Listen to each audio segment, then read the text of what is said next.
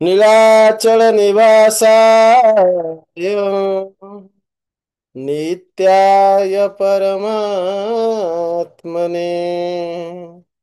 बलभद्र सुभद्राभ्यां जगन्नाथाय ते नमः।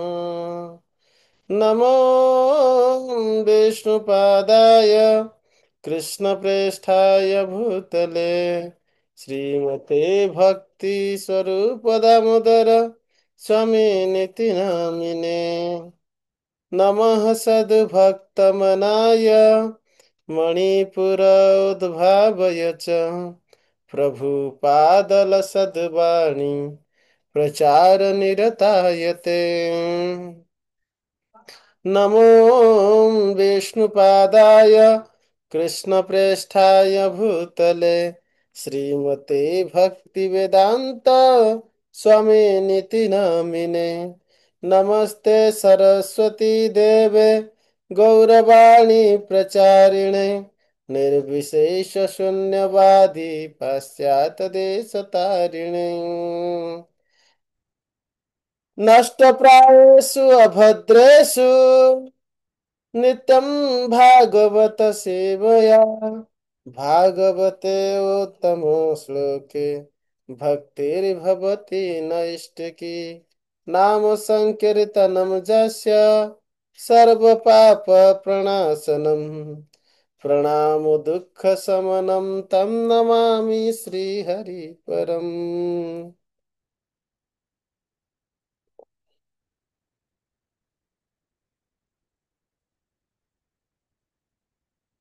जय जगन्नाथ बलदेव सुभद्रा महारानी की जय। स्कंद पुराण चतुर्थ अध्याय। श्रीरुवाच पंचक्रोशमिदं क्षेत्रं समुद्रान्तव्यवस्थितं द्विकोशं तीर्थराजस्य तटभूमौ सुनिर्मलम्। ଯମରାଜାଙ୍କୁ ଯମରାଜା ପ୍ରଶ୍ନ କଲେ ଯେ ଏଇ କ୍ଷେତ୍ରର ବିସ୍ତାର ଭାବେ ମୋତେ ବର୍ଣ୍ଣନା କରନ୍ତୁ। ମୋର ପରିସୀମା କଣ, କିପରି ଭାବରେ ଏ କ୍ଷେତ୍ରର ଅନ୍ୟାନ୍ୟ କି ମହିମା ରହିଛି ତାହା ମୋତେ ବିଶଦ ଭାବରେ ବର୍ଣ୍ଣନା କରନ୍ତୁ। ସେ ବର୍ଣ୍ଣନା କରିବା ସମୟରେ ମାତା ଲକ୍ଷ୍ମୀ ମାର୍କଣ୍ଡେୟ ମୁନି ଯେପରି ଭାବରେ ଶ୍ରୀକ୍ଷେତ୍ର ପୁରୀର ମହାତ୍ମ୍ୟ ଦର୍ଶନ କରିଥିଲେ, କିପରି ଭାବରେ ଭଗବାନଙ୍କର ଉଦର ଭିତରେ ସମସ୍ତ 14 ଭୁବନ ଦେଖିଥିଲେ, କିପରି ଭାବରେ ଶ୍ରୀକ୍ଷେତ୍ର ର ଏଇ ଯୋଉ ଅକ୍ଷୟ ବଟ ବୃକ୍ଷ ସମୁଦ୍ରର ଜଳ ଉପର ଭାଗରେ ଏକ ନୌକା ପରି ଉପରି ଭାଗରେ ପ୍ରତୀତ ହେଉଥିଲା। ମାର୍କଣ୍ଡ ମୁନି ଯେତେବେଳେ ଏକାର୍ଣ୍ଣବ ଅର୍ଥାତ୍ ସମଗ୍ର ବ୍ରହ୍ମାଣ୍ଡ ଗୋଟେ ସମୁଦ୍ର ଭଳି ଦେଖାଯାଉଥିଲା, ସର୍ବତ୍ର ଜଳରେ ପରିପୂର୍ଣ୍ଣ, କାରଣ ଜଳରେ ପରିପୂର୍ଣ୍ଣ, କେବଳ ଗୋଟିଏ ମାତ୍ର ନୌକା ଭଳି ପ୍ରତୀତ ହେଉଥିଲା ଶ୍ରୀକ୍ଷେତ୍ର ପୁରୁଷୋତ୍ତମ ଧାମ, ଯେଉଁଠାରେ ଏକ ଅକ୍ଷୟ ବୃକ୍ଷ ଥିଲା, ବର ଗଛ, ଯାହାର ଉପରି ଭାଗରେ ଏକ ପତ୍ର ଉପରେ ଗୋପାଳ ବାଳ ଗୋପାଳ ଶୟନ କରିଥିଲେ।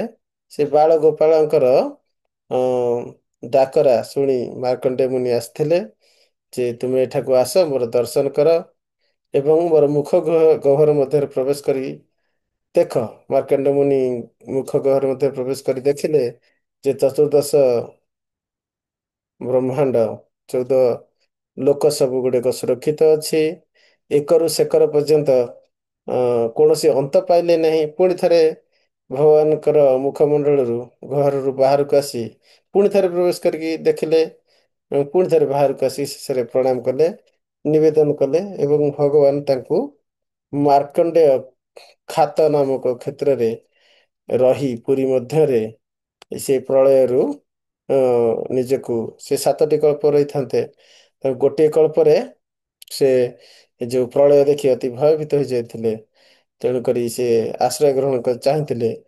ଏବଂ ଏହି ଶ୍ରୀକ୍ଷେତ୍ର ପୁରୀ ଯେହେତୁ ପ୍ରଳୟରେ କୌଣସି କ୍ଷତି ହୁଏ ନାହିଁ, ସମ୍ପୂର୍ଣ୍ଣ ସୁରକ୍ଷିତ ଥାଏ, ତେଣୁକରି ସେ ଶ୍ରୀକ୍ଷେତ୍ର ପୁରୀରେ ସ୍ଥାନ ଦେଇଥିଲେ ଯଦ୍ୱାରା ଅନ୍ୟ ଛଅଟି କଳ୍ପରେ ଯେଉଁ ପ୍ରଳୟ ହେବ ସେଥିରେ ସେ ବ୍ୟଥିତ ହେବେ ନାହିଁ ଏବଂ ସେ ମୃତ୍ୟୁଞ୍ଜୟ ଅ, ର କୃପା ଲାଭ କଲେ ଯେ ଭଗବାନ ଆଶୀର୍ବାଦ କଲେ ତୁମେ ସେଇ ମୋର କ୍ଷେତ୍ରରେ ମାର୍କଣ୍ଡେୟ ଖାତ ବା ଗର୍ତ୍ତ ଯେଉଁଠାରେ ବର୍ତ୍ତମାନ ମାର୍କଣ୍ଡେୟ ସରୋବର ଅଛି ସେଇଠାରେ ରହି ତୁମେ ମୋର ଦ୍ୱିତୀୟ ସ୍ୱରୂପ ଶିବଜୀଙ୍କର ଆରାଧନା କର ଏବଂ ଏହିପରି ଭାବରେ ତୁମେ ମୃତ୍ୟୁଞ୍ଜୟ ଲାଭ କରିବ।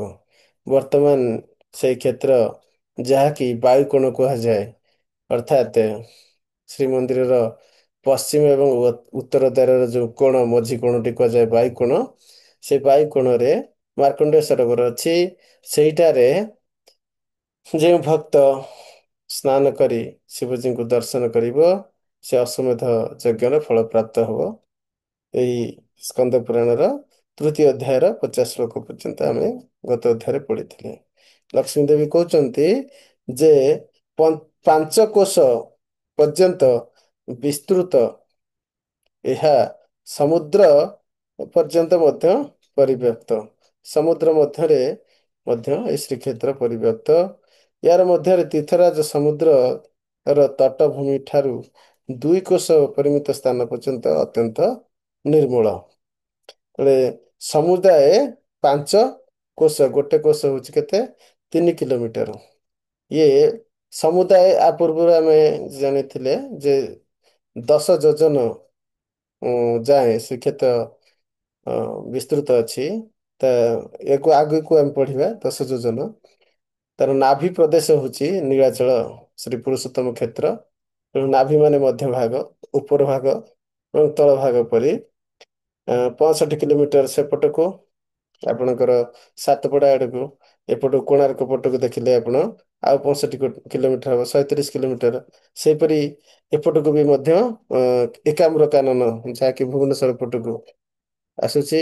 ଏହିପରି ଭାବରେ ଏକାମ୍ର କାନନକୁ ଦ୍ୱାର ଦେଶ ବୋଲି ମାନେ ମାନନ୍ତି। ପାଖାପାଖି ଦେଖିବାକୁ ଗଲେ ଶାସ୍ତ୍ର ଆଗକୁ ଆମେ ପଢିବା ଏସବୁ ଯେ ବିରଜା କ୍ଷେତ୍ର ଅର୍ଥାତ୍ ଯାଜପୁରର ଯୋଉ ବିରଜା କ୍ଷେତ୍ର, ବିରଜା କ୍ଷେତ୍ରକୁ ଲାଗିକି ପୁରୁଷୋତ୍ତମ କ୍ଷେତ୍ର। ବିରଜା କ୍ଷେତ୍ର ସରିବା ମାତ୍ରକେ ପୁରୁଷୋତ୍ତମ କ୍ଷେତ୍ର ଆରମ୍ଭ ହୁଏ। ସେପଟୁ ବିରଜା ଯାଜପୁରରୁ ଆସିଲେ ଆପଣଙ୍କର ଛତିଆ କ୍ରସ୍ କଲେ କଟକ ଆସିବ। ମହାନଦୀ ପରଠୁ ସମ୍ପୂର୍ଣ୍ଣ ପୁରୁଷୋତ୍ତମ କ୍ଷେତ୍ର। ଆପଣ ବାରମ୍ବାର ଶ୍ଲୋକରେ ପଢୁଥିବେ କି ମହାନଦୀର ଉତ୍ତର ଭାଗରେ ଶ୍ରୀକ୍ଷେତ୍ର ପୁରୀ ବିରାଜମାନ। ମହାନଦୀର ପର ସମସ୍ତ ଜାଗା ଶ୍ରୀକ୍ଷେତ୍ର ପୁରୀ ଏବଂ ମହାନଦୀର ସେପଟେ ଯାଜପୁର ବିରଜା କ୍ଷେତ୍ର ସେ ପର୍ଯ୍ୟନ୍ତ ପରିବ୍ୟାପ୍ତ। ଏହିପରି ଶ୍ରୀକ୍ଷେତ୍ର ପୁରୁଷୋତ୍ତମ କ୍ଷେତ୍ର ଅତ୍ୟନ୍ତ ନିର୍ମଳ, କିନ୍ତୁ ତାର ଯୋଉ ମୂଳ ହୃଦୟ ଭାଗ ଯାହାକି ନୀଳାଚଳ ସମସ୍ତ ପୁରୁଷୋତ୍ତମ କ୍ଷେତ୍ର ଭଗବାନଙ୍କର ଶରୀର ହେଲେ ନୀଳାଚଳ ପର୍ବତ ଯାହାକି ସମୁଦ୍ର କୂଳରେ ଅବସ୍ଥିତ, ଯେଉଁଠାରେ ଅକ୍ଷୟ ବଟ ଅବସ୍ଥିତ, ସମୁଦ୍ର ଠାରୁ ପାଖାପାଖି 2 କ୍ରୋଶ ଅର୍ଥାତ୍ 6 କିଲୋମିଟର ଦୂର ପର୍ଯ୍ୟନ୍ତ ଅତି ନିର୍ମଳ ଏବଂ ସମୁଦ୍ର ମଧ୍ୟରେ ବାକି 3 କ୍ରୋଶ ରହୁଛି। ସୁବର୍ଣ୍ଣମ୍ ବାଲୁକାକୀର୍ଣ୍ଣମ୍ ନୀଳପର୍ବତ ଶୋଭିତମ୍ ଯା ଅଶ୍ୱ ବିଶ୍ବେଶ୍ୱର ଦେବଃ ସାକ୍ଷାତ୍ ନାରାୟଣ ଆତ୍ମକଃ ସଂଯମ୍ୟ ବିଷୟ ଗ୍ରାମମ୍ ସମୁଦ୍ର ତଟମ୍ ଆସ୍ଥିତଃ ଉପାସୀତୁମ୍ ଜଗନ୍ନାଥମ୍ ଚତୁର୍ବର୍ଗ ଫଳପ୍ରଦମ୍। ଏହି କ୍ଷେତ୍ରର ବାଲୁକା ସ୍ୱର୍ଣ୍ଣ ବାଲୁକା ପରି ସମାବୃତ ଏବଂ ନୀଳ ପର୍ବତ ଶୋଭିତ। ଏଠାରେ ନୀଳ ପର୍ବତ ବିରାଜମାନ, କାରଣ ଏହି ପର୍ବତ ଦୂରରୁ ନୀଳ ରଙ୍ଗର ଦୃଶ୍ୟମାନ ହୁଏ। ସେଠାରେ ସାକ୍ଷାତ ନାରାୟଣ ବିଶ୍ବେଶ୍ୱର ଦେବଦେବ ମହାଦେବ ସକଳ ଇନ୍ଦ୍ରିୟ ସଂଯମ ପୂର୍ବକ ଚତୁର୍ବର୍ଗ ଫଳପ୍ରଦାତା ଶ୍ରୀ ଜଗନ୍ନାଥଙ୍କୁ ଉପାସନା କରିବା ନିମିତ୍ତ ସମୁଦ୍ର ତଟକୁ ଆଶ୍ରୟ କରୁଛନ୍ତି। ଦେବଦେବ ମହାଦେବ ଏଇ ସମୁଦ୍ର କୂଳରେ ରହି ସର୍ବଦା ଭଗବାନ ନାରାୟଣଙ୍କର ଆରାଧନା ଇନ୍ଦ୍ରିୟ ସଂଯମ ପୂର୍ବକ କରିବା ପାଇଁ ଏବଂ ଚତୁର୍ବର୍ଗ ଫଳପ୍ରଦାତା ଶ୍ରୀ ଜଗନ୍ନାଥଙ୍କର ଆଶ୍ରୟ ଗ୍ରହଣ କରି ସମସ୍ତ ଭକ୍ତମାନଙ୍କୁ ଏଇ କୃପା ପ୍ରଦାନ କରିବା ପାଇଁ ବିଶ୍ବେଶ୍ୱର ମହାଦେବ ସେହି ସ୍ଥାନରେ ସର୍ବଦା ବିଦ୍ୟମାନ। ତତ୍ଶ୍ରୁତ୍वा ବଚନମ୍ ସମ୍ୟକ୍ ଯମଃ ପ୍ରାପୁଜୟଚ୍ଛିବମ୍ ଯମେଶ୍ୱର ଇତି ଖ୍ୟାतो ଯମ ସଂଯମନାଶନଃ ଯମ୍ ଦୃଷ୍ଟ୍वा ପୂଜୟିତ୍वा ତୁମ୍ କୋଟିଲିଙ୍ଗ ଫଳମ୍ ଭବେତ୍। ଯମ ସେହି କଥା ଶ୍ରବଣ କରି ଭଗବାନ ଶିବକୁ ସମ୍ୟକ ପ୍ରକାରରେ ପୂଜା କରିବାକୁ ଲାଗିଲେ। ଯମଙ୍କର ସଂଯମନ ଅର୍ଥାତ୍ ଯମଙ୍କୁ ମଧ୍ୟ ଯିଏ ନଷ୍ଟ କରିପାରନ୍ତି ଏଇ ଧାମରେ, ସେଥିପାଇଁ ଏଠି ଯେଉଁ ଶିବଙ୍କର ନାମ ହେଉଛି ଜମ୍ବେଶ୍ଵର। ଆପଣ ତୋଟା ଗୋପୀନାଥ ପାଖରେ ଗଲେ ଦେଖିବେ ଜମ୍ବେଶ୍ଵର ମହାଦେବଙ୍କର ମନ୍ଦିର। ଏଇଠାରେ ଜମ୍ବେଶ୍ଵର ମହାଦେବ ସମୁଦ୍ରର ପାର୍ଶ୍ୱବର୍ତ୍ତୀ ଅଞ୍ଚଳରେ ଅବସ୍ଥାନ କରି ଭଗବାନ ଶ୍ରୀ ନାରାୟଣଙ୍କୁ ଇନ୍ଦ୍ରିୟ ସଂଯମ ରୂପକ ସେବା ଅର୍ପଣ କରନ୍ତି। ଆପଣ ନରେନ୍ଦ୍ର ସରୋବରରେ ଯେବେ ଚାପ ଖେଳ ହୁଏ ଚନ୍ଦନ ପୂର୍ଣ୍ଣିମା ସମୟରେ, ଚନ୍ଦନ ସମୟରେ ଜମ୍ବେଶ୍ଵର ମହାଦେବ ଆସିଥାନ୍ତି, ପଞ୍ଚ ମହାଦେବ ଆସିଥାନ୍ତି। ଜମ୍ବେଶ୍ଵର ମହାଦେବ ଭଗବାନଙ୍କର ସମସ୍ତ ପ୍ରକାର ହିସାବ ରକ୍ଷକ। ଜମ୍ବେଶ୍ଵର ମହାଦେବ ଏବଂ ଅନ୍ୟାନ୍ୟ ସମସ୍ତ ଅ ଅଷ୍ଟ ମହାଦେବ ରହିଛନ୍ତି, ଅଷ୍ଟ ଶକ୍ତି ରହିଛନ୍ତି। ଏମାନେ ଶ୍ରୀକ୍ଷେତ୍ରର ଅନ୍ତର୍ବେଦୀର ସୁରକ୍ଷା ଦାୟିତ୍ୱ ଗ୍ରହଣ କରିଥାନ୍ତି। ସୀମା ପ୍ରତୀତି କ୍ଷେତ୍ରସ୍ୟ ଶଙ୍ଖାକାରସ୍ୟ ମୂର୍ଧନି ସର୍ବ ପ୍ରଦୋ ଦେବଃ ସ ଆସ୍ତେ ବୃଷଭଧ୍ୱଜଃ ଶଙ୍ଖାଗ୍ରେ ନୀଳକଣ୍ଠଃ ସ୍ୟାଦ୍ ତତ୍ କ୍ରୋଶः ସୁଦୁର୍ଲଭः परमं पावनं क्षेत्रं साक्षात् नारायणस्य वै सिन्धुराजस्य सलिलाद् जावन्मूलं वटस्य वै ଶଙ୍ଖସ୍ୟୋଦରଭାଗସ୍ତୁ ସମୁଦ୍ରୋଦକ ସମ୍ପ୍ଲୁତଃ। ଶଙ୍ଖର ଉଦର ଭାଗରେ ରହୁଛନ୍ତି, ଶଙ୍ଖର ଉଦର ଭାଗ ଯୋଉଟା ସେଠି ରହୁଛନ୍ତି କିଏ ନା ସେଠି ରହୁଛନ୍ତି ସାଗର। ଏବଂ ଶଙ୍ଖର ଯାହା ଅଗ୍ରଭାଗ, ଶଙ୍ଖର ଅଗ୍ରଭାଗରେ କିଏ ରହୁଛନ୍ତି? ଶଙ୍ଖର ଅଗ୍ରଭାଗରେ ରହୁଛନ୍ତି ନୀଳକଣ୍ଠ ମହାଦେବ। ଆପଣ ଯଦି ଗୋଟେ ଶଙ୍ଖକୁ ଦେଖିବେ, ତାହେଲେ ମୁଁ ଏବେ ଗୋଟେ ଶଙ୍ଖକୁ ଦେଖଉଛି, ସେଇଠି ଆମେ ବୁଝିପାରିବା ଯେ ଶ୍ରୀକ୍ଷେତ୍ର ପରିଧାମ କିପରି ଶଙ୍ଖକ୍ଷେତ୍ର। ସ୍କ୍ରିନ୍ ସେୟାର କରୁଛି, ଦେଖନ୍ତୁ। ଇଏ ହେଲା ଆପଣଙ୍କର ଶଙ୍ଖ କ୍ଷେତ୍ର। ଏଇ ଶଙ୍ଖରେ ଏଇ ଯୋଉ ଉଦର ଭାଗ, ଏଇଟା ହେଲା ଶଙ୍ଖର ଉଦର ଭାଗ। ଏଇ ଭାଗରେ, ଏଇ ଯୋଉ ଉଦର ଭାଗରେ ସମୁଦ୍ର ବିସ୍ତୃତ। ଏହି ଅଂଶରେ ନୀଳାଚଳ ପର୍ବତ ରହିଛି। ଏଇ ଯୋଉ ଶଙ୍ଖର ଆରମ୍ଭ, ଯେଉଁଠାରୁ ଗର୍ତ୍ତର ଆରମ୍ଭ, ଏଇ କୂଳ ଏଇ କୂଳ ଚକ୍ର ତୀର୍ଥ ପାଖାପାଖି ଆସିବ, ଯେଉଁଠାରେ ଦାରୁ ବିଗ୍ରହ କଳ୍ପଦ୍ରୁମ ଦାରୁ ବିଗ୍ରହ କ୍ଷୀରସାଗରରୁ ପତିତ ହୋଇଥିଲା। ଏଇ ଚକ୍ରତୀର୍ଥ କୂଳରେ ଆସି ପହଞ୍ଚିଥିଲେ। ପାଖାପାଖି ଚକ୍ରତୀର୍ଥ କୂଳରୁ ହିଁ ଉଦର ଭାଗର ଆରମ୍ଭ। ଏଇ ସମ୍ପୂର୍ଣ୍ଣ ଯୋଉ କ୍ଷେତ୍ର ରହିଛି, ଏ ପଞ୍ଚକ୍ରୋଶ ପରିମିତ। ଏଇ ଭାଗରୁ ଏ ଭାଗ ପର୍ଯ୍ୟନ୍ତ 5 କୋଶ ହବ। ତେବେ ଏଇ ଭାଗ ପାଖାପାଖି ଏଇଠାରୁ ଏଇ ଭାଗ ଯୋଉ ମଧ୍ୟସ୍ଥଳରେ ଆପଣ ଦେଖିଲେ, ଏ 2 କୋଶ ପରିମିତ। 3 କୋଶ ପରିମିତ ସମୁଦ୍ର ମଧ୍ୟରେ। ଏ ଯୋଉ 2 କୋଶ ତା 6 କିଲୋମିଟର। ଏପଟେ ବି ସେମିତି 5 କୋଶ, 5 କ୍ରୋଶ ଅର୍ଥାତ୍ 15 କିଲୋମିଟର ଏଇଠାରୁ ଏ ପର୍ଯ୍ୟନ୍ତ। ଏଇ ଯୋଉ ଶୀର୍ଷ ଦେଶରେ ଇନ୍ଦ୍ରଦ୍ୟୁମ୍ନ ସରୋବର ରହିଛି। ଆପଣ ଯେତେବେଳେ ପୁରୀ ପରିକ୍ରମା କରିବେ, ଜାଣିବେ ଯେ ଇନ୍ଦ୍ରଦ୍ୟୁମ୍ନ ସରୋବର ପଛପଟେ ଦେଇକି ହିଁ ଆପଣ ପରିକ୍ରମା କରନ୍ତି। ତେଣୁକରି ଇନ୍ଦ୍ରଦ୍ୟୁମ୍ନ ସରୋବର ଏଇଠାରେ ଅବସ୍ଥିତ ହେଲେ, ନୀଳକଣ୍ଠ ଏଇଠି ବିରାଜିତ। ନୀଳକଣ୍ଠ ଶିବଜୀ। ଏଇଠାରେ ଗୁଣ୍ଡିଚା ଇନ୍ଦ୍ରଦ୍ୟୁମ୍ନଙ୍କର ମନ୍ଦିର ଅଛି। ଏଇ ଜାଗାରେ ଆପଣଙ୍କର ପାଖାପାଖି ଆପଣ ଗୁଣ୍ଡିଚା ମନ୍ଦିର ରହିବ। ଏଇ ପାଖରେ ଆସିଯିବ ଶ୍ରୀମନ୍ଦିର। ଶ୍ରୀମନ୍ଦିର ଏଇ ଅଞ୍ଚଳରେ ଆସିବ। ଗୁଣ୍ଡିଚା ମନ୍ଦିର ଏଇ ଅଞ୍ଚଳରେ ଆସିବ। ନୀଳ ପର୍ବତ ଉପରେ ଶ୍ରୀମନ୍ଦିର ବିରାଜମାନ। ନରେନ୍ଦ୍ର ପୋଖରୀ ଏଇ ଅଞ୍ଚଳରେ ଆସିବ। ଏଇ ଅଞ୍ଚଳରେ ଆପଣଙ୍କର ଯେଉଁ ପରିକ୍ରମା ମାର୍ଗରେ ସେପଟ ସାଇଡରେ ଯିବେ, ଯୋଉ ଶିବଜୀଙ୍କର ମନ୍ଦିର ଅଛି। ଏପଟେ ଶିବଙ୍କ ମନ୍ଦିର, କଣ ତା ନା? ନୀଳକଣ୍ଠ। ଏପଟେ ନୀଳକଣ୍ଠ, ସେପଟେ ଲୋକନାଥ। ଏଇପଟେ ଲୋକନାଥ ମନ୍ଦିର, ଏଇପଟେ ଏଇ ପାଖାପାଖି ଅଞ୍ଚଳରେ ଲୋକନାଥ ମନ୍ଦିର।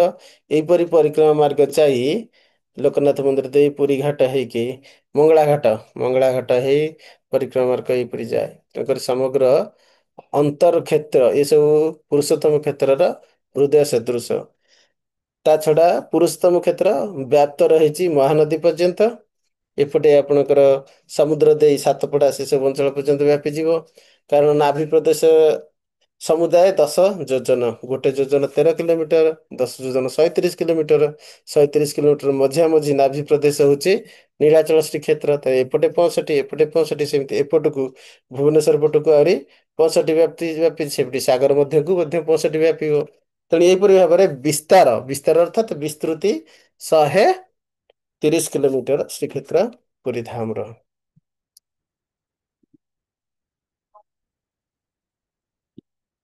ତେବେ ସୀମା ପ୍ରତୀତି କ୍ଷେତ୍ରସ୍ୟ ଶଙ୍ଖାକାରସ୍ୟ ମୂର୍ଧନି ସର୍ବକାମପ୍ରଦ ଦେବଃ ସ ଆସ୍ତେ ବୃଷଭଧ୍ୱଜ। ଶଙ୍ଖାଗ୍ରେ ନୀଳକଣ୍ଠଃ ସ୍ୟାଦେତତ୍ କ୍ରୋଶଃ ସୁଦୁର୍ଲଭः ପରମଂ ପାବनं କ୍ଷେତ୍ର ସାକ୍ଷାତ୍ ନାରାୟଣस्य ବହି ସିନ୍ଧୁରାଜ୍ୟସ୍ୟ ସଲିଳାଦ୍ ଚାବନମୂଳବଟସ୍ୟ ବହି ଶଙ୍ଖସ୍योदरଭାଗस्तु ସମୁଦ୍ରୋଦକ ସମ୍ପ୍ଲୁତଃ। ଅର୍ଥାତ୍ କ୍ଷେତ୍ରର ଆକାର ଶଙ୍ଖ ସଦୃଶ, ତାହାର ମସ୍ତକରେ ପଶ୍ଚିମ ସୀମା। ଏହି ଶଙ୍ଖାକୃତି କ୍ଷେତ୍ରର ଅନ୍ତରରେ ଶ୍ରୀ ନୀଳକଣ୍ଠ ନାମଧେୟ ବୃଷଭଧ୍ୱଜ ଶିବ ଅବସ୍ଥାନ କରୁଛନ୍ତି। ଏହି ଏକକ୍ରୋଶ ପରିମିତ କ୍ଷେତ୍ର ଅତି ସୁଦୁର୍ଲଭ। ଏହା ସମୁଦ୍ରର ଜଳଠାରୁ ବଟବୃକ୍ଷ ମୂଳ ପର୍ଯ୍ୟନ୍ତ ବିସ୍ତୃତ। ସାକ୍ଷାତ୍ ନାରାୟଣଙ୍କର ଏହି କ୍ଷେତ୍ରଟି ପରମ ପବିତ୍ର ଶଙ୍ଖର ଉଦର ଭାଗଟି ସମୁଦ୍ର ଜଳରେ ପ୍ଲାବିତ। ଉଦର ଭାଗଟି କୋଉଥିରେ ନା ସମୁଦ୍ର ଜଳରେ ପ୍ଲାବିତ। ଯତ୍ ସମ୍ପର୍କାତ୍ ସମୁଦ୍ର ଅତ୍ର ତୀର୍ଥରାଜତ୍ୱମାଗତଃ ଯଥାୟଂ ଭଗବାନ୍ ମୁକ୍ତିପ୍ରଦୋ ଦୃଷ୍ଟିପଥଂ ଗତଃ ସୁଦୁର୍ଲଭଂ ଯତ୍ରିତ୍ରୟମେକୈକଂ ମୁକ୍ତିସାଧନम् ତଥୈଭ ମରଣାତ୍ କ୍ଷେତ୍ରಂ ସିନ୍ଧୁ ସ୍ନାନାଦ୍ ବିମୁକ୍ତିଦम् ଚିଚ୍ଛେଦ ବ୍ରହ୍ମଣ ପୂର୍ବ ରୁଦ୍ରକ୍ରୋଧାତ୍ ପଞ୍ଚମମ୍ ତଚ୍ଛିରେ ଦୁସ୍ତ୍ୟଜಂ ଗୃହ୍ଣନ୍ ବ୍ରହ୍ମାଣ୍ଡಂ ପରିବଭ୍ରମେ ଅତ୍ରାଗतो ଯଦା ବ୍ରହ୍ମ କପାଳಂ ପରିମୁକ୍ତବାନ୍ କପାଳମୋଚନ ଭୂତ୍ୱା ଦ୍ୱିତୀୟାବର୍ତ ସଂସ୍ଥିତः କପାଳମୋଚनं ପଶ୍ୟେତ୍ ପ୍रणमेତ୍ ପୂଜୟେच्च ଯଃ ବ୍ରହ୍ମହତ୍ୟାଦିପାପनं କଞ୍ଚୁକं ବୀଜହାତ୍ୟସौ ତସ୍ୟ ଦକ୍ଷିଣ ପାର୍ଶ୍ୱେ ତୁ ମरणं ଭବମୋଚନମ୍। ଏହି କ୍ଷେତ୍ର ସଂସର୍ଗରେ ସମୁଦ୍ର ଏଠାରେ ସମସ୍ତ ତୀର୍ଥର ରାଜା ସ୍ୱରୂପ ପ୍ରାଧାନ୍ୟ ଲାଭ କରିଛି। କାରଣ ସମୁଦ୍ରରେ ଦେଖନ୍ତୁ ସମସ୍ତ ତୀର୍ଥର ଜଳ ସମୁଦ୍ରରେ ପଡିଥାଏ। ତେଣୁକରି ସମୁଦ୍ର ସବୁବେଳେ ତୀର୍ଥରାଜ। କିନ୍ତୁ ଏହି କ୍ଷେତ୍ରରେ ପୁରୁଷୋତ୍ତମ କ୍ଷେତ୍ରରେ ଯେଉଁ ତୀର୍ଥ ରହିଛନ୍ତି, ଏ ତୀର୍ଥ ସମସ୍ତ ତୀର୍ଥର ଫଳ ପ୍ରଦାନକାରୀ ତୀର୍ଥରାଜ। ଇଏ ଅତି ପରମ ପତି ତ ପାବନ, ଯେଇ ଯେଉଁଠାରେ ଭଗବାନଙ୍କର ଦର୍ଶନ ମାତ୍ରେ ସମସ୍ତ ମୁକ୍ତି ପ୍ରଦାନ କରନ୍ତି। ତଦ୍ରୂପ ଏହି କ୍ଷେତ୍ରରେ ମରଣ ଓ ସମୁଦ୍ର ସ୍ନାନ କଲେ ମୋକ୍ଷ ମିଳିଥାଏ। ଏହି କ୍ଷେତ୍ରରେ ଯିଏ ମୃତ୍ୟୁବରଣ କରନ୍ତି ତାଙ୍କୁ ମୋକ୍ଷ ପ୍ରାପ୍ତ ହୋଇଥାଏ। ଅଥବା ଏହି କ୍ଷେତ୍ରରେ ଯେଉଁମାନେ ସମୁଦ୍ର ସ୍ନାନ କରନ୍ତି ତାଙ୍କୁ ମୁକ୍ତି ପ୍ରାପ୍ତ ହୋଇଥାଏ। ଏହି କ୍ଷେତ୍ରରେ ଯେଉଁମାନେ ଭଗବାନଙ୍କର ଦର୍ଶନ କରିଥାନ୍ତି ତାଙ୍କୁ ମୁକ୍ତି ପ୍ରାପ୍ତ ହୋଇଥାଏ। ଏ ଶ୍ଲୋକକୁ ଭଲ ଭାବରେ ଜାଣି ନିଅନ୍ତୁ। ଯତ୍ ସମ୍ପର୍କାତ୍ ସମୁଦ୍ର ଅତ୍ର ତୀର୍ଥ ରାଜତ୍ୱମ ଆଗତ ଯଥା ୟମ୍ ଭଗବାନ ମୁକ୍ତିପ୍ରଦ ଦୃଷ୍ଟିପଥମ ଗତ। ଅର୍ଥାତ୍ ଭଗବାନଙ୍କୁ ଯେ ଦର୍ଶନ କରନ୍ତି, ଦୃଷ୍ଟି ପ୍ରଥମ ଗତ, ଭଗବାନଙ୍କୁ ଯେ ଦର୍ଶନ କରନ୍ତି ସେ ମୁକ୍ତି ପ୍ରାପ୍ତ କରନ୍ତି। ସୁଦୁର୍ଲଭମ୍ ଯତ୍ତ୍ରିତୟମ୍ ଐକକମ୍ ତ୍ରିତୟମ୍ ଏକମ୍। ଏହି ତିନୋଟି ମଧ୍ୟରୁ ଯେକୌଣସି ଗୋଟିଏ ଜଣ ଯଦି କରିଥାଏ ତାହାର ମୁକ୍ତି ସାଧନ ହେବ। ସୁଦୁର୍ଲଭମ୍ ଅର୍ଥାତ୍ ମୁକ୍ତି ଏଠି ଅତି ସହଜରେ ପ୍ରାପ୍ତ ହୋଇଥାଏ। ସୁଦୁର୍ଲଭ ଅତି ସହଜରେ, ସୁଲଭ ଭାବରେ ଅତି ସହଜରେ ପ୍ରାପ୍ତ ହୋଇଥାଏ ମୁକ୍ତି। କାହିଁକି ନା ଏଠି ତିନୋଟି ବ୍ୟବସ୍ଥା ମଧ୍ୟରେ ମୁକ୍ତି ପ୍ରାପ୍ତ ହୁଏ। ଗୋଟେ କଣ ନା ଭଗବାନଙ୍କର ଦର୍ଶନ କଲେ, ଆଉ ଗୋଟେ କଣ ନା ସମୁଦ୍ରରେ ସ୍ନାନ କଲେ। ସମୁଦ୍ର ହେଲେ ତୀର୍ଥରାଜ। ସମସ୍ତ ତୀର୍ଥ ଜଳ ଏମିତିରେ ଭଗବାନ ସମୁଦ୍ରରେ ପଡିଥାନ୍ତି। କିନ୍ତୁ ଭଗବାନଙ୍କର ପାର୍ଶ୍ୱରେ ଶ୍ରୀକ୍ଷେତ୍ରରେ ଯେଉଁଠାରେ ଅର୍ଦ୍ଧୋଦୟ ଯୋଗ ରହିଛି, ଯେଉଁଠାରେ ପରବ୍ୟାଜ ଦାରୁବ୍ୟାଜ ପରମ ବ୍ରହ୍ମ ରହିଛନ୍ତି, ଯେଉଁଠାରେ ପରମ ପାବନ କ୍ଷେତ୍ର ରହିଛି, ସେଇଠାରେ ତୀର୍ଥରାଜ ସମୁଦ୍ର ଅତି ପରମ ପାବନ। ଅନ୍ୟ କ୍ଷେତ୍ରରେ ଯେଉଁ ଫଳ, ଯେଉଁ ସ୍ନାନର ଫଳ, ଏଠି ତାର 7 କୋଟି ଗୁଣ ଅଧିକ ଫଳ ପ୍ରାପ୍ତ ହୋଇଥାଏ। ତେଣୁକରି ଏଠାରେ ସମୁଦ୍ର ସ୍ନାନରେ ବ୍ୟକ୍ତି ସବୁ ପ୍ରକାର ମୁକ୍ତି ଲାଭ କରିପାରିବ। କେବଳ ସାହାଯ୍ୟ ନୁହେଁ, ସବୁ ପ୍ରକାର ମୁକ୍ତି ଲାଭ କରିପାରିବ। ଭଗବାନଙ୍କର ଦର୍ଶନ ରେ ମୁକ୍ତିପ୍ରାପ୍ତ ହେବ, ସମୁଦ୍ରରେ ସ୍ନାନ କଲେ ମୁକ୍ତିପ୍ରାପ୍ତ ହେବ, କିମ୍ବା ଏଇ କ୍ଷେତ୍ରରେ ମୃତ୍ୟୁବରଣ କଲେ ମଧ୍ୟ ମୁକ୍ତି ପ୍ରାପ୍ତ ହେବ। ସେଠି ଏଇ ଯୋଉ ତ୍ରିଜଟ୍ ତ୍ରିତୟମ୍ ଏକ ତ୍ରିତୟମ୍ କ ଏକମ୍, ଏହି ତିନୋଟି ମଧ୍ୟରୁ କୌଣସି ଗୋଟିଏ ଯଦି ଜଣେ ସୌଭାଗ୍ୟ ପ୍ରାପ୍ତ କରିଥାଏ, ଅର୍ଥାତ୍ ପୁରୀ କ୍ଷେତ୍ର ମଧ୍ୟରେ ପ୍ରବେଶ କରିଛି, ଜଗନ୍ନାଥଙ୍କର ଦର୍ଶନ କରିନାହିଁ କି ସମୁଦ୍ର ସ୍ନାନ କରିନାହିଁ, ସେ ମଧ୍ୟ ମୁକ୍ତିର ସୌଭାଗ୍ୟ ଲାଭ କରିବ। ପୁରୀ କ୍ଷେତ୍ର ମଧ୍ୟରେ ପ୍ରବେଶ କରିଛି, ଜଗନ୍ନାଥଙ୍କ ଦର୍ଶନ କରିଛି, କିନ୍ତୁ ପୁରୀରେ ମରି ପାରିଲାନି, କୋଉଠି ବି ମରିଲା, ସେ ବି ମୁକ୍ତି ପ୍ରାପ୍ତ କରିପାରିବ। ପୁରୀ କ୍ଷେତ୍ରରେ ପ୍ରବେଶ କରି ସମୁଦ୍ରରେ ସ୍ନାନ କରିଛି, ଜଗନ୍ନାଥଙ୍କର ଦର୍ଶନ କରିନି, କିନ୍ତୁ ମଲା ନାହିଁ ପୁରୀରେ, ଅନ୍ୟ କୋଉଠି ମଲା, ସେ ବି ମୁକ୍ତି ଲାଭ କରିବ। ପୁରୀ କ୍ଷେତ୍ର ସମୁଦ୍ର ସ୍ନାନ କରେନି, ପୁରୀ କ୍ଷେତ୍ରରେ ମରିନି, କିନ୍ତୁ ଜଗନ୍ନାଥଙ୍କର ଦର୍ଶନ କରିଛି ପୁରୀ କ୍ଷେତ୍ରରେ, ଅନ୍ୟ କୋଉଠି ବି ମରିଲା, ସେ ବି ମୁକ୍ତି ଲାଭ କରିପାରିବ। ଆହୁରି ଅଧିକ ଅଛି, ରୋହିଣୀ କୁଣ୍ଡ ଜଳରେ ଯଦି ସ୍ନାନ କରିଥିବ, ସେ ବି ମୁକ୍ତି ଲାଭ କରିପାରିବ। ଆହୁରି ଅଧିକ ଅଛି, ଯଦି କଳ୍ପବଟର ଛାୟା ତାକୁ ସ୍ପର୍ଶ କରିଛି, ବ୍ରହ୍ମ ହତ୍ୟା ଭଳି ମହାନ ପାପ ବି ତାର ନଷ୍ଟ ହେଇଯିବ।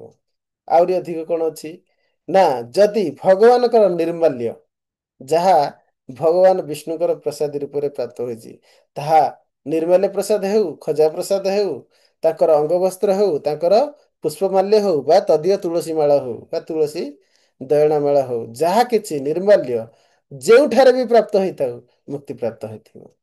କିନ୍ତୁ ସେଥିପାଇଁ ଭଗବାନଙ୍କ ମହିମାକୁ ଜାଣିବା ଆବଶ୍ୟକ। ଏଇ ସ୍କନ୍ଦ ପୁରାଣରେ ଯୋଉ ମହିମା ଆମେ ଗାନ କରୁଛନ୍ତି, ମହିମାନଙ୍କୁ ବିଶ୍ୱାସ ପୂର୍ବକ ଶ୍ରବଣ ଏବଂ ବିଶ୍ୱାସ ପଥରେ ଆଣିବା ନିହାତି ଆବଶ୍ୟକ। ସାଧୁ ମୁଖରୁ ଶ୍ରବଣ କରି, ସାଧୁ ସଙ୍ଗରେ ରହି, ଦର୍ଶନ କରି, ବିଧି ପୂର୍ବକ ଏବଂ ନିଷେଧ ଗୁଡିକ ମାନି ଯାହା ଯାହା ନ କରିବା ଦରକାର, ଧାମ ଅପରାଧରୁ ନିବୃତ୍ତ ରହି, ସାଧୁ ନିନ୍ଦାରୁ ନିବୃତ୍ତ ରହି, ସମସ୍ତ ଶାସ୍ତ୍ର ବିଧାନ ଉକ୍ତ ଭାବରେ ଜଣେ ଯଦି ଏହି କ୍ଷେତ୍ରର ମହିମା ଜାଣି ଏ ସଙ୍ଗ ଲାଭ କରେ, ତାହେଲେ ନିଶ୍ଚିତ ସେ ମୁକ୍ତି ପ୍ରାପ୍ତ କରିବ। ଏହାକୁ ଆମେ ପୂର୍ବରୁ କହିଥିଲେ, ଯଦି ମୁକ୍ତି ପ୍ରାପ୍ତ କରିବ, ତେବେ ମୁକ୍ତି ପ୍ରାପ୍ତ ବ୍ୟକ୍ତିର ବ୍ୟବହାର ଅନୁସାରେ ବଞ୍ଚିବା ଆବଶ୍ୟକ।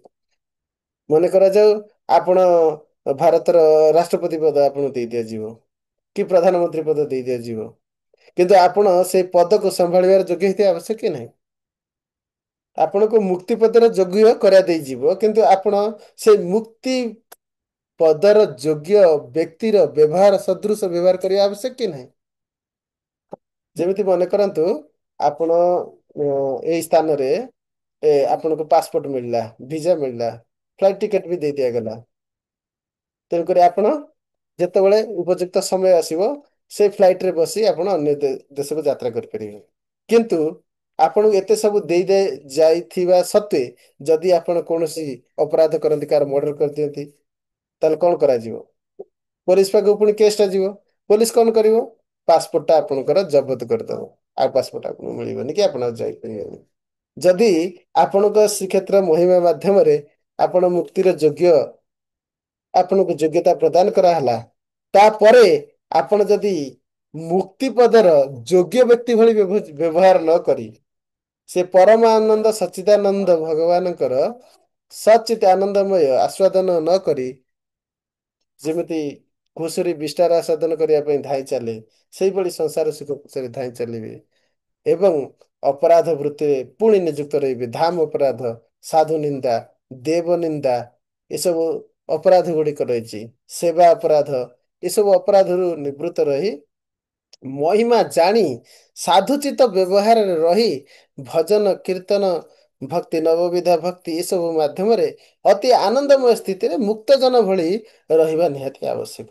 ସେଥିପାଇଁ ଆମକୁ ସାଧୁ ଶାସ୍ତ୍ର ଏବଂ ସାଧୁ ଗୁରୁ ଶାସ୍ତ୍ର ଏବଂ ଧାମ ଏମାନଙ୍କର କୃପା ଲାଭ କରି, ଏମାନଙ୍କର ଆଶ୍ରୟ ଗ୍ରହଣ କରି, ସୁନ୍ଦର ଭାବରେ ଅତି ଆନନ୍ଦମୟ ଭକ୍ତି ଭାବନାପୂର୍ଣ୍ଣ ଜୀବନ ଯାପନ କରିବା ଉଚିତ। ଆ ପୂର୍ବରୁ ଆମେ 4 ପ୍ରକାର ଭକ୍ତିର କଥା କହିଥିଲେ, ଯେ ଜଣେ ତାମସ ଭକ୍ତି କରିପାରେ, ରାଜସିକ ଭକ୍ତି କରିପାରେ, ସାତ୍ଵିକ ଭକ୍ତି କରିପାରେ, ଅଥବା ସର୍ବୋତ୍ତମ ନିର୍ଗୁଣ ଭକ୍ତି କରିପାରେ।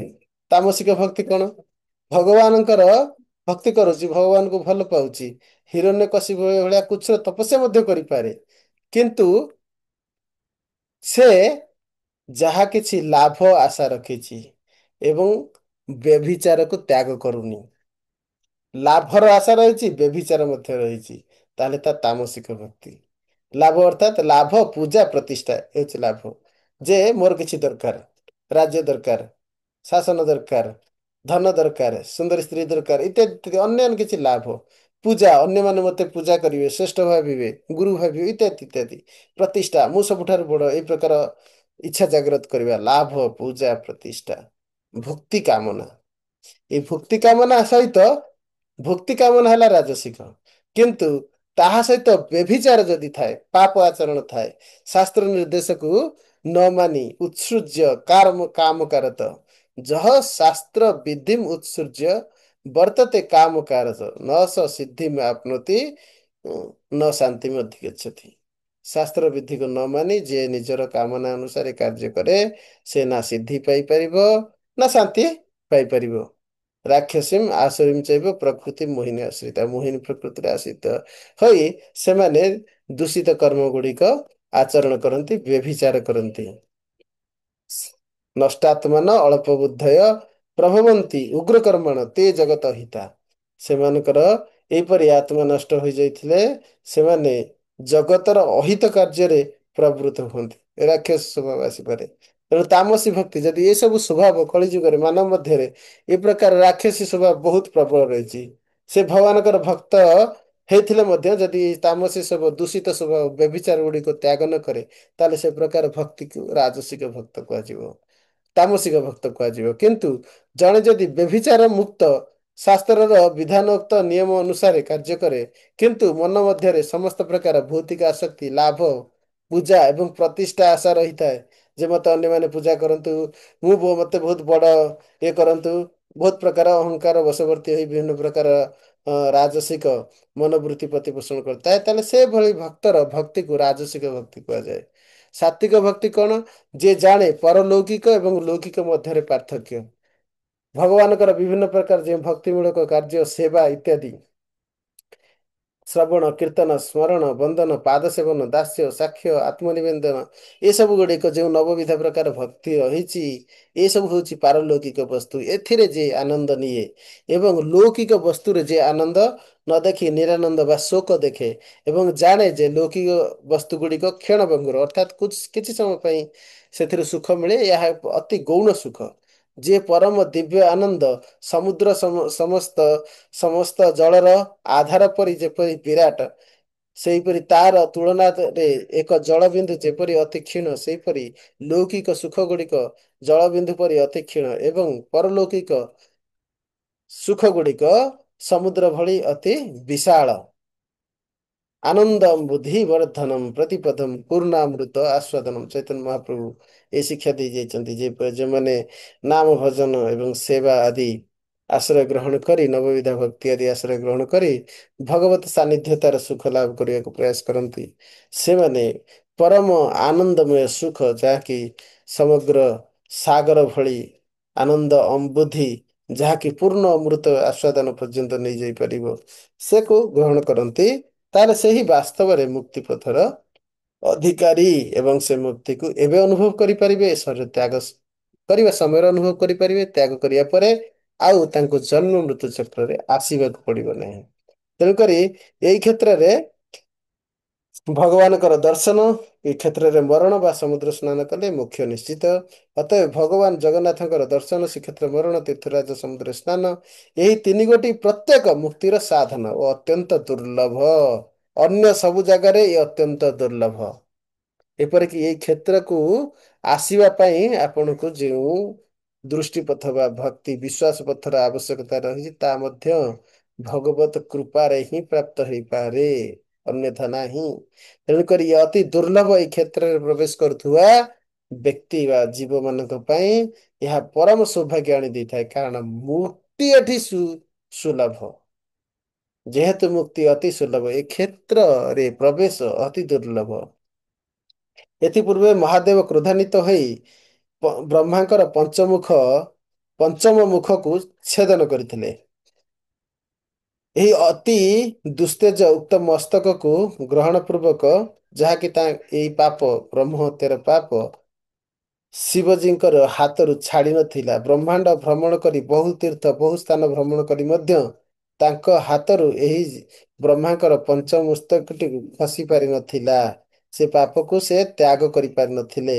କିନ୍ତୁ ଯେତେବେଳେ ଏହି ଶଙ୍ଖାକୃତି କ୍ଷେତ୍ରର ଦ୍ୱିତୀୟ ଆବର୍ତ୍ତ ବେଷ୍ଟନ ସ୍ଥାନରେ ଉକ୍ତ ସ୍ଥାନରେ ପହଞ୍ଚିଲେ ସେଇଠାରେ ତାଙ୍କର କପାଳ ପରିତ୍ୟାଗ ହୋଇଥିଲା। ତେଣୁକରି ଏହି ବ୍ରହ୍ମ କପାଳ ଏହି କ୍ଷେତ୍ରରେ ମୋଚନ ହୋଇଥିବା ସ୍ଥାନଟି କପାଳ ମୋଚନ ନାମରେ ପ୍ରସିଦ୍ଧ। ଏହିଠାରେ ରହିଥିବା ଶିବଙ୍କର ନାମ କପାଳ ମୋଚନ।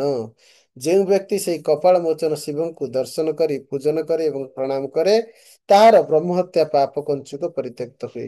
ଏହି କପାଳ ମୋଚନଙ୍କର ଦକ୍ଷିଣ ପାର୍ଶ୍ୱରେ ମୃତ୍ୟୁ ହେଲେ ଆଉ ଜନ୍ମ ନେବାକୁ ହୁଏ ନାହିଁ। ତୃତୀୟାବର୍ତ୍ତଗା ମାଧ୍ୟମ ଶକ୍ତି ମେ ବିମଳା ବୟମ୍ ଜାନିହି ଧର୍ମରାଜତ୍ୱମ୍ ଭୁକ୍ତି ମୁକ୍ତି ଫଳ ପ୍ରଦାମ। ହେ ଧର୍ମରାଜ, ତାହାର ତୃତୀୟ ଆବର୍ତ୍ତ ସୀମାରେ ମୋର ବିମଳା ନାମରେ ଯେଉଁ ଶକ୍ତି ଅଛନ୍ତି ସେ ମଧ୍ୟ ଭୁକ୍ତି ଓ ମୁକ୍ତି ଫଳ ପ୍ରଦାନ କରନ୍ତି। ବିମଳା ମାତା ଭଗବାନ ଶିବଜୀଙ୍କର ଏଠି এই କ୍ଷେତ୍ରରେ ବିମଳା ରୂପରେ ରହିଛନ୍ତି ଶିବଜୀଙ୍କର ଶକ୍ତି। ସେ ମଧ୍ୟ ଭୁକ୍ତି ଓ ମୁକ୍ତି ଫଳ ପ୍ରଦାନ କରନ୍ତି। ଜ ଇମାମ ପୂଜୟତେ ଭକ୍ତ୍ୟା ପ୍ରଣମେତି କୀର୍ତ୍ତୟନ୍ତୁ ବା ସର୍ବାନ୍ କାମାନ ବାପ୍ନୋତି ମୁକ୍ତି ଚାଞ୍ଚେ ଚ ବିନ୍ଦତି। ଯେଉଁ ବ୍ୟକ୍ତି ଏହାଙ୍କର ପୂଜା ପ୍ରଣାମ ଏବଂ କୀର୍ତ୍ତନ ଭକ୍ତି ଭାବରେ କରେ ସେହି ବ୍ୟକ୍ତି ସମସ୍ତ ଅଭିଳାଷିତ ଲାଭ କରି ଅନ୍ତକାଳରେ ଶରୀର ତ୍ୟାଗ ସମୟରେ ମୁକ୍ତି ଲାଭ କରେ। ନାଭିଦେଶେ ସ୍ଥିତମ୍ ହି ତତ୍ତ୍ରୟଂ କୁଣ୍ଡଂ ବଟୋ ବିଭୁଃ କପାଳମୋଚନାଦ୍ ଯାବଦଦାର୍ଶିନୀ ପ୍ରତିଷ୍ଠିତା। ଶଙ୍ଖର ନାଭି ଦେଶରେ କୁଣ୍ଡ, ଅକ୍ଷୟବଟ ଏବଂ ଭଗବାନ ଏହିପରି ତିନି ତତ୍ଵର ସ୍ଥିତି।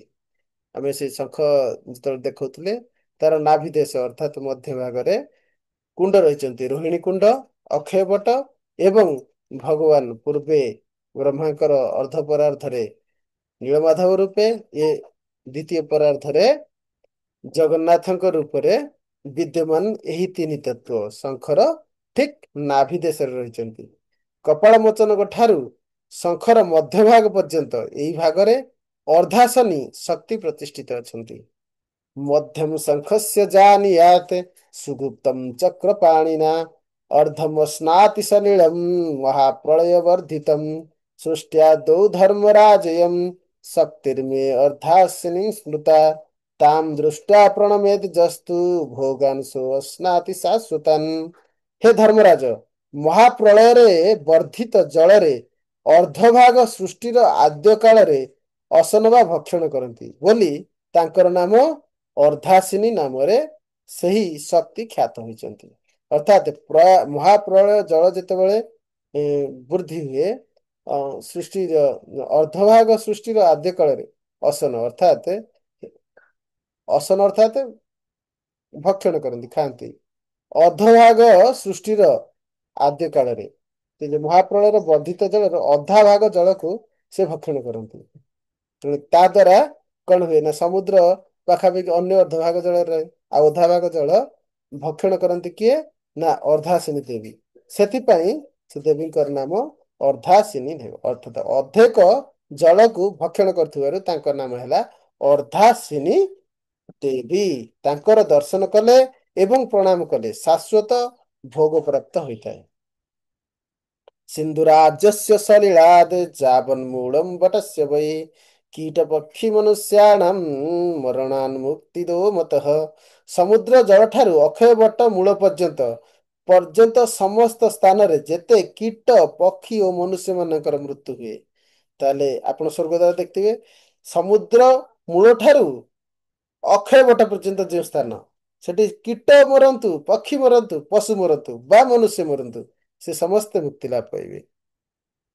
ଅନ୍ତର୍ବେଦୀ ତ୍ୱୟଂ ପୁଣ୍ୟା ବାଞ୍ଛତେ ତ୍ରିଦଶୈରପି ଅତ୍ର ସ୍ଥିତାନ୍ ହି ପଶ୍ୟନ୍ତି ସର୍ବାଂଶ କ୍ରାବ୍ଜଧାରିଣଃ। ଭଗବାନଙ୍କର ଅନ୍ତର୍ବେଦୀଟି ପୁଣ୍ୟଜନକ ବୋଲି ତାକୁ ଦେବତା ମାନେ ମଧ୍ୟ ବାଞ୍ଛା କରନ୍ତି। ଏହି ସ୍ଥାନରେ ବାସ କରୁଥିବା ସମସ୍ତଙ୍କୁ ସେମାନେ ଭଗବାନଙ୍କ ରୂପରେ ଦର୍ଶନ କରନ୍ତି। ଅର୍ଥାତ୍ ଅନ୍ତର୍ବେଦୀ କୋଉଠି? ଯେଉଁଠି ଶଙ୍ଖର ମଧ୍ୟଭାଗ ଯେଉଁଠାରେ ଏବେ ଆମେ ସେଇ ବିଷୟରେ ବର୍ଣ୍ଣନା କରୁଛନ୍ତି, ଯେଉଁଠାରେ ରୋହିଣୀ କୁଣ୍ଡ, ଅକ୍ଷୟ ବଟ ଏବଂ ଭଗବାନଙ୍କର ଶ୍ରୀ ବିଗ୍ରହ ଉପସ୍ଥିତ ସେହି ସ୍ଥାନଟି ହେଉଛି ଅନ୍ତର୍ବେଦୀ।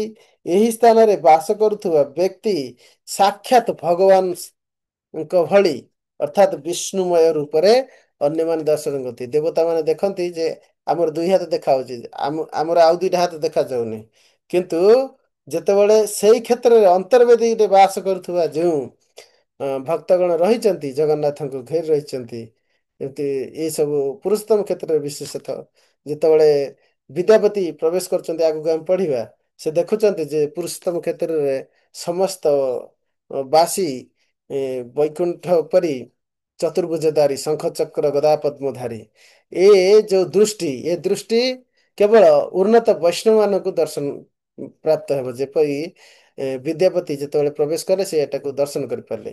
ସାଧାରଣ ଆମେ ମାନବକୁ ଦ୍ୱିଭୁଜଧାରୀ ନଗଣ୍ୟ ମାନବ ବୋଲି ବିଚାର କରିପାରିବା, କିନ୍ତୁ ଯେ ଏମାନେ ଏଠାରେ ଯେଉଁମାନେ ଜନ୍ମ ନେଇଛନ୍ତି ସେମାନେ ଏତେ ସୌଭାଗ୍ୟଶାଳୀ, ସେମାନଙ୍କର ବୈକୁଣ୍ଠ ପଦ ନିଶ୍ଚିତ, ଏବଂ ସେମାନେ ଏ ସ୍ୱଶରୀରରେ ମଧ୍ୟ ବୈକୁଣ୍ଠ ପଦର ଅଧିକାରୀ। ତେଣୁକରି ସେମାନଙ୍କର ଯେ ଦୁଇ ହାତ ମନୁଷ୍ୟ ଭଳି ଦେଖାଯାଇପାରେ, କିନ୍ତୁ ସେମାନଙ୍କର ଯେ ଦିବ୍ୟ ଶରୀର ରହିଛି, ନିତ୍ୟ ସିଦ୍ଧ ଦେହ, ନିତ୍ୟ ସିଦ୍ଧ ନାମ, ନିଜ ସ୍ୱରୂପ ସ୍ୱବସନ, ଏ ଯୋଉ ଆଧ୍ୟାତ୍ମିକର ବିଚାର, ଏ ବିଚାର ସେ ପର୍ଯ୍ୟନ୍ତ ଆମକୁ ଦେଖାଯିବନି ଯେ ପର୍ଯ୍ୟନ୍ତ ଆମେ ଅନ୍ତର୍ଚକ୍ଷୁରେ ନ ଦର୍ଶନ କରିଛନ୍ତି, ଆଧ୍ୟାତ୍ମିକ ଚକ୍ଷୁ ବା ଦିବ୍ୟ ଚକ୍ଷୁ ପ୍ରାପ୍ତ ନ କରିଛନ୍ତି। ତେବେ ଅନ୍ୟ ଜଣେ ଭକ୍ତର ଏଇ ଯୋଉ ଉନ୍ନତ ସ୍ଥିତି, ତାର ନିଜର ପରିଚୟ କଣ, ତାର ନିଜର ବସନ କଣ, ତାର ପରିଧାନ କଣ, ତାର ପାରାଫର୍ନାଲିଆ କଣ ସବୁ ରହିଛି, ତାଙ୍କର ବ୍ୟବହାର କଣ, ତାଙ୍କର ବାର୍ତ୍ତା କଣ, ତାଙ୍କର କୃଷ୍ଣଙ୍କ ସହିତ ସମ୍ବନ୍ଧ କଣ, ନିଜ ସିଦ୍ଧ ଦେହ ଦେଖିତେ ଭୁଲିବ ବା କବେ, ନିଜ ସ୍ଥୂଳ ପରିଚୟ, ଏଇଟା ଯୋଉ ପରିଚୟଟା ହେଲା ଆମର ସ୍ଥୂଳ ପରିଚୟ, ସୂକ୍ଷ୍ମ ପରିଚୟ ଗୋଟେ ରହିଛି, ଯାହାକି ଚିରନ୍ତନ, ଜଣେ ଭକ୍ତର ଚିରନ୍ତନ ସୂକ୍ଷ୍ମ ପରିଚୟ ରହିଛି, ତାର ଗୋଟେ ସିଦ୍ଧ ଦେହ ରହିଛି, ସିଦ୍ଧ ନାମ ରହିଛି, ନିଜ ସିଦ୍ଧ ଦେହ, ନିଜ ସିଦ୍ଧ ନାମ, ନିଜ ସ୍ୱରୂପ, ତାର ଗୋଟେ ସ୍ୱରୂପ ରହିଛି, ଯାହାକି ସତ୍ ଚିତ୍ ଆନନ୍ଦରୁ ଗଢ଼ା। ଏ ଶରୀର କୋଉଠୁ? ସତ୍ୱରଜ ତମରୁ ଗଢ଼ା। ସତ୍ୱରଜ ତମରୁ ପୁଣି ଆସିଲା 24ଟା ତତ୍ତ୍ୱ। ପୂର୍ବରୁ ଆମେ ପଢିଥିଲେ 24ଟା ପଞ୍ଚଭୂତ, ପଞ୍ଚତନ୍ମାତ୍ର। ପଞ୍ଚଭୂତ କଣ? ଭୂମି, ଆପ, ଅନଳ, ବାୟୁ, ଖମ, ଅର୍ଥାତ୍ ପୃଥିବୀ, ଜଳ, ବାୟୁ, ଅଗ୍ନି, ଆକାଶ। ସେଠୁ ଆସୁଛି କଣ? ପୃଥିବୀରୁ ଆସୁଛି ଗନ୍ଧ, ଜଳରୁ ଆସୁଛି ସ୍ୱାଦ, ଅଗ୍ନିରୁ ଆସୁଛି ରୂପ, ବାୟୁରୁ ଆସୁଛି ସ୍ପର୍ଶ, ଆକାଶରୁ ଶବ୍ଦ, ଏହିପରି ତନ୍ମାତ୍ର, ଯାହାକୁ ଆମେ ଜ୍ଞାନ ଇନ୍ଦ୍ରିୟ ବୋଲି କୁହନ୍ତି। ଜ୍ଞାନ ଗ୍ରହଣ କରିବା ପାଇଁ ଜ୍ଞାନେନ୍ଦ୍ରିୟ ମଧ୍ୟରେ ଏଇ ଜ୍ଞାନ ଗ୍ରହଣ କରୁଛନ୍ତି। କେମିତି ଜ୍ଞାନେନ୍ଦ୍ରିୟ କଣ? ନା ନାସା ମଧ୍ୟରେ ଗନ୍ଧ ଗ୍ରହଣ କରୁଛନ୍ତି, ଚକ୍ଷୁ ମାଧ୍ୟମରେ ରୂପ ଗ୍ରହଣ କରୁଛନ୍ତି, ଜିହ୍ବା ମାଧ୍ୟମରେ ସ୍ୱାଦ ଗ୍ରହଣ କରୁଛନ୍ତି, ଚର୍ମ ମାଧ୍ୟମରେ ସ୍ପର୍ଶ ଗ୍ରହଣ କରୁଛନ୍ତି, କର୍ଣ୍ଣ ମାଧ୍ୟମରେ ଶବ୍ଦ ଗ୍ରହଣ କରୁଛନ୍ତି। ପଞ୍ଚତନ୍ମାତ୍ରକୁ ପଞ୍ଚଭୂତ ମାଧ୍ୟମରେ ଏମିତି ଗ୍ରହଣ କରୁଛନ୍ତି। ସେ ପଞ୍ଚଭୂତରୁ ଆସୁଛି, ତାକୁ ଆମେ ଜ୍ଞାନେନ୍ଦ୍ରିୟ ଦ୍ୱାରା ଗ୍ରହଣ କରୁଛନ୍ତି। ସେମିତି କର୍ମେନ୍ଦ୍ରିୟ ରହିଛି ହାତ, ପାଦ, ତାପରେ ମୁଖ ଏବଂ ମଳଦ୍ୱାର, ମୂତ୍ରଦ୍ୱାର, ଏସବୁ ପ୍ରକାର 5ଟା କର୍ମେନ୍ଦ୍ରିୟ ରହିଛି। ହେଲା କୋଢ଼ି ତତ୍ତ୍ୱ, ମନ, ବୁଦ୍ଧି, ଅହଙ୍କାର ହେଇଗଲା 23 ତତ୍ତ୍ୱ। ଏବଂ ସତ୍ୱ, ରଜ, ତମ ଦ୍ୱାରା ଆସକ୍ତି ହେଇ ଆମର ଯୋଉ ସ୍ୱଭାବ, ତାକୁ କୁହନ୍ତି କଳୁଷିତ ଚେତନା ବା ଇଂରାଜୀରେ କଣ୍ଟାମିନେଟେଡ୍ କନସିୟସନେସ୍, ହେଲେ 24 ତତ୍ତ୍ୱ। ଏଇ ପ୍ରକାର 24 ତତ୍ତ୍ୱରେ ସ୍ଥୂଳ ଦେହ ଗଢ଼ା। ଯେତେବେଳେ ଆମେ ନିଜର ବାସ୍ତବ ପରିଚୟକୁ ଜାଣିବା, ଆତ୍ମ ପରିଚୟକୁ ଜାଣିବା, ଆତ୍ମଜ୍ଞାନରେ ସ୍ଥିର ରହିବା, ଯାହା କୁହନ୍ତି ଆତ୍ମବିଜ୍ଞାନ, ସେଲ୍ଫ ରିଏଲାଇଜେସନ, ସାଇନ୍ସ ଅଫ ସେଲ୍ଫ ରିଏଲାଇଜେସନ, ଆତ୍ମ ଅନୁଭୂତି ପ୍ରାପ୍ତ ବ୍ୟକ୍ତି ତାର ସିଦ୍ଧ ଦେହର ପରିଚୟ ଲାଭ କରେ। ନିଜର ବାସ୍ତବ ଯାହାକି ଜୀବନ ମୁକ୍ତ ସ୍ୱଭାବ, ଜୀବନ ମୁକ୍ତ ପରିଚୟ, ଜୀବନ ମୁକ୍ତ ଅବସ୍ଥିତି, ଏବଂ ସେଇ ସ୍ଥିତିରେ ରହି ସେ ଭକ୍ତି ଭାଜନ କରେ, ଭଗବାନଙ୍କ ସହିତ ସମ୍ବନ୍ଧକୁ ଜାଣିପାରେ। ଏଇ ଉକ୍ତିକୁ ଭଗବାନ ଏଠାରେ ବ୍ୟାଖ୍ୟା କରୁଛନ୍ତି। ତେଣୁକରି ଯେଉଁମାନେ ଏ ପୂର୍ଣ୍ଣ ଶୁଦ୍ଧ ଭକ୍ତ, ଯେମିତି ଦେବଗଣ ମାନେ ଆସନ୍ତି, ସେମାନେ ଏ କ୍ଷେତ୍ରରେ ବାସ କରୁଥିବା ଏ ଦିବ୍ୟ ଉନ୍ନତ ଭକ୍ତମାନଙ୍କର ଏଇ ସ୍ୱରୂପକୁ ଦର୍ଶନ କରିପାରନ୍ତି। ସେଇପରି ଯେମିତି ବିଦ୍ୟାପତି ଏ କ୍ଷେତ୍ରରେ ପ୍ରବେଶ କରିବା ମାତ୍ରେ ଏଇ କ୍ଷେତ୍ରର ବାସୀ ଯେଉଁମାନେ ଉନ୍ନତ ବୈଷ୍ଣବ ସେ ସମୟରେ ଥିଲେ, ବିଦ୍ୟାପତି କୋଉ ସମୟରେ ଆସିଥିଲେ? ବିଦ୍ୟାପତି ଆସିଥିଲେ ପ୍ରଥମ ମନ୍ୱନ୍ତରରେ, ସ୍ୱୟଂଭୁବ ମନ୍ୱନ୍ତର। ସ୍ୱୟଂଭୁବ ମନ୍ୱନ୍ତରରେ 71ଟା ଚତୁର୍ଯୁଗ ଚାଲିଗଲା। ଜଗନ୍ନାଥ ପ୍ରଥମ ସତ୍ୟ ଯୁଗରେ ସ୍ୱୟଂଭୁବ ମନ୍ୱନ୍ତର ପ୍ରଥମ, ଦ୍ୱିତୀୟ ପରାର୍ଦ୍ଧ ବ୍ରହ୍ମାଙ୍କର 50 ବର୍ଷ ସରିଗଲା। ତାପରେ ଦ୍ୱିତୀୟ 50 ବର୍ଷ ଆରମ୍ଭ ହେଲା। ପ୍ରଥମ ମନ୍ୱନ୍ତର ଆରମ୍ଭ ହେଲା। ପ୍ରଥମ ମନ୍ୱନ୍ତର ପ୍ରଥମ ସତ୍ୟ ଯୁଗ। ସେଇ ସମୟରେ ଇନ୍ଦ୍ରଦମନ ମହାରାଜ ଖୋଜିବାକୁ ଆସିଥିଲେ ଜଗନ୍ନାଥଙ୍କୁ। ତେଣୁକରି ସେଇ ସତ୍ୟ ଯୁଗରେ ସେ ଜଗନ୍ନାଥଙ୍କୁ ପ୍ରତିଷ୍ଠା କଲେ। ପ୍ରତିଷ୍ଠା କରି ବ୍ରହ୍ମାଙ୍କୁ ନିମନ୍ତ୍ରଣ କରିବାକୁ କଲେ। ବ୍ରହ୍ମାଙ୍କୁ ନିମନ୍ତ୍ରଣ କରିବା ସମୟରେ ସଙ୍ଗୀତ ଚାଲିଥିଲା। ତେଣୁକରି ସଙ୍ଗୀତ ଚାଲିବା ସମୟରେ ଯୋଉ ସମୟ ପଳେଇ ଯାଇଥିଲା, ସେଇ ସମୟରେ 71ଟି ସୁବର୍ଣ୍ଣ ଯୁଗ ଚାଲିଗଲା। ଅର୍ଥାତ ଗୋଟେ ମନ୍ୱନ୍ତର ପୁରା ବିତିଗଲା। ତାପର ମନ୍ୱନ୍ତର ସତ୍ୟ ଯୁଗ ଆସିଗଲା। ତାପର ମନ୍ୱନ୍ତର ସତ୍ୟ ଯୁଗ କେବେ? ତାପର ମନ୍ୱନ୍ତର ହେଲା ଏବେ ଯୋଉ ତାପରେ ହେଲା ଚାକ୍ଷୁଷ ମନ୍ୱନ୍ତର। ଚାକ୍ଷୁଷ ମନ୍ୱନ୍ତରରେ ଯେଉଁ ସତ୍ୟ ଯୁଗ ଥିଲା, ସେଇ ସମୟରେ ଯୋଉ ରାଜା ଥିଲେ ଗାଲବ ମାଧବ ରାଜା, ସେ ସମୟରେ ଜଗନ୍ନାଥଙ୍କର ପ୍ରତିଷ୍ଠା କଲେ ବ୍ରହ୍ମା। ତେଣୁକରି ସେ ସମୟରେ ସତ୍ୟ ଯାଇକି କଳି ପଳେଇ ଆସିଥିଲା। ସେ ସମୟରେ ଗାଲବ ମାଧବ ଆସିଥିଲେ ରାଜା। ତେଣୁକରି ସେଇ ସମୟରେ ଜଗନ୍ନାଥଙ୍କର ବ୍ରହ୍ମା ଆସିକି ପ୍ରତିଷ୍ଠା କରିଥିଲେ। ସେବେଠାରୁ ତାମାନେ ଆପରେ ଦ୍ୱିତୀୟ ମନ୍ୱନ୍ତର, ତୃତୀୟ ମନ୍ୱନ୍ତର, ଚତୁର୍ଥ ମନ୍ୱନ୍ତର, ପଞ୍ଚମ ମନ୍ୱନ୍ତର ଯାଇକି ସପ୍ତମ, ଷଷ୍ଠ ଯାଇକି ଏବେ ସପ୍ତମ ମନ୍ୱନ୍ତର ଚାଲିଛି, ଯାହାକି ବୈବସ୍ୱତ ମନ୍ୱନ୍ତର। ଏତିକି ସମୟ ଧରି ଜଗନ୍ନାଥ ଶ୍ରୀକ୍ଷେତ୍ରରେ ବିଦ୍ୟମାନ ଅଛନ୍ତି।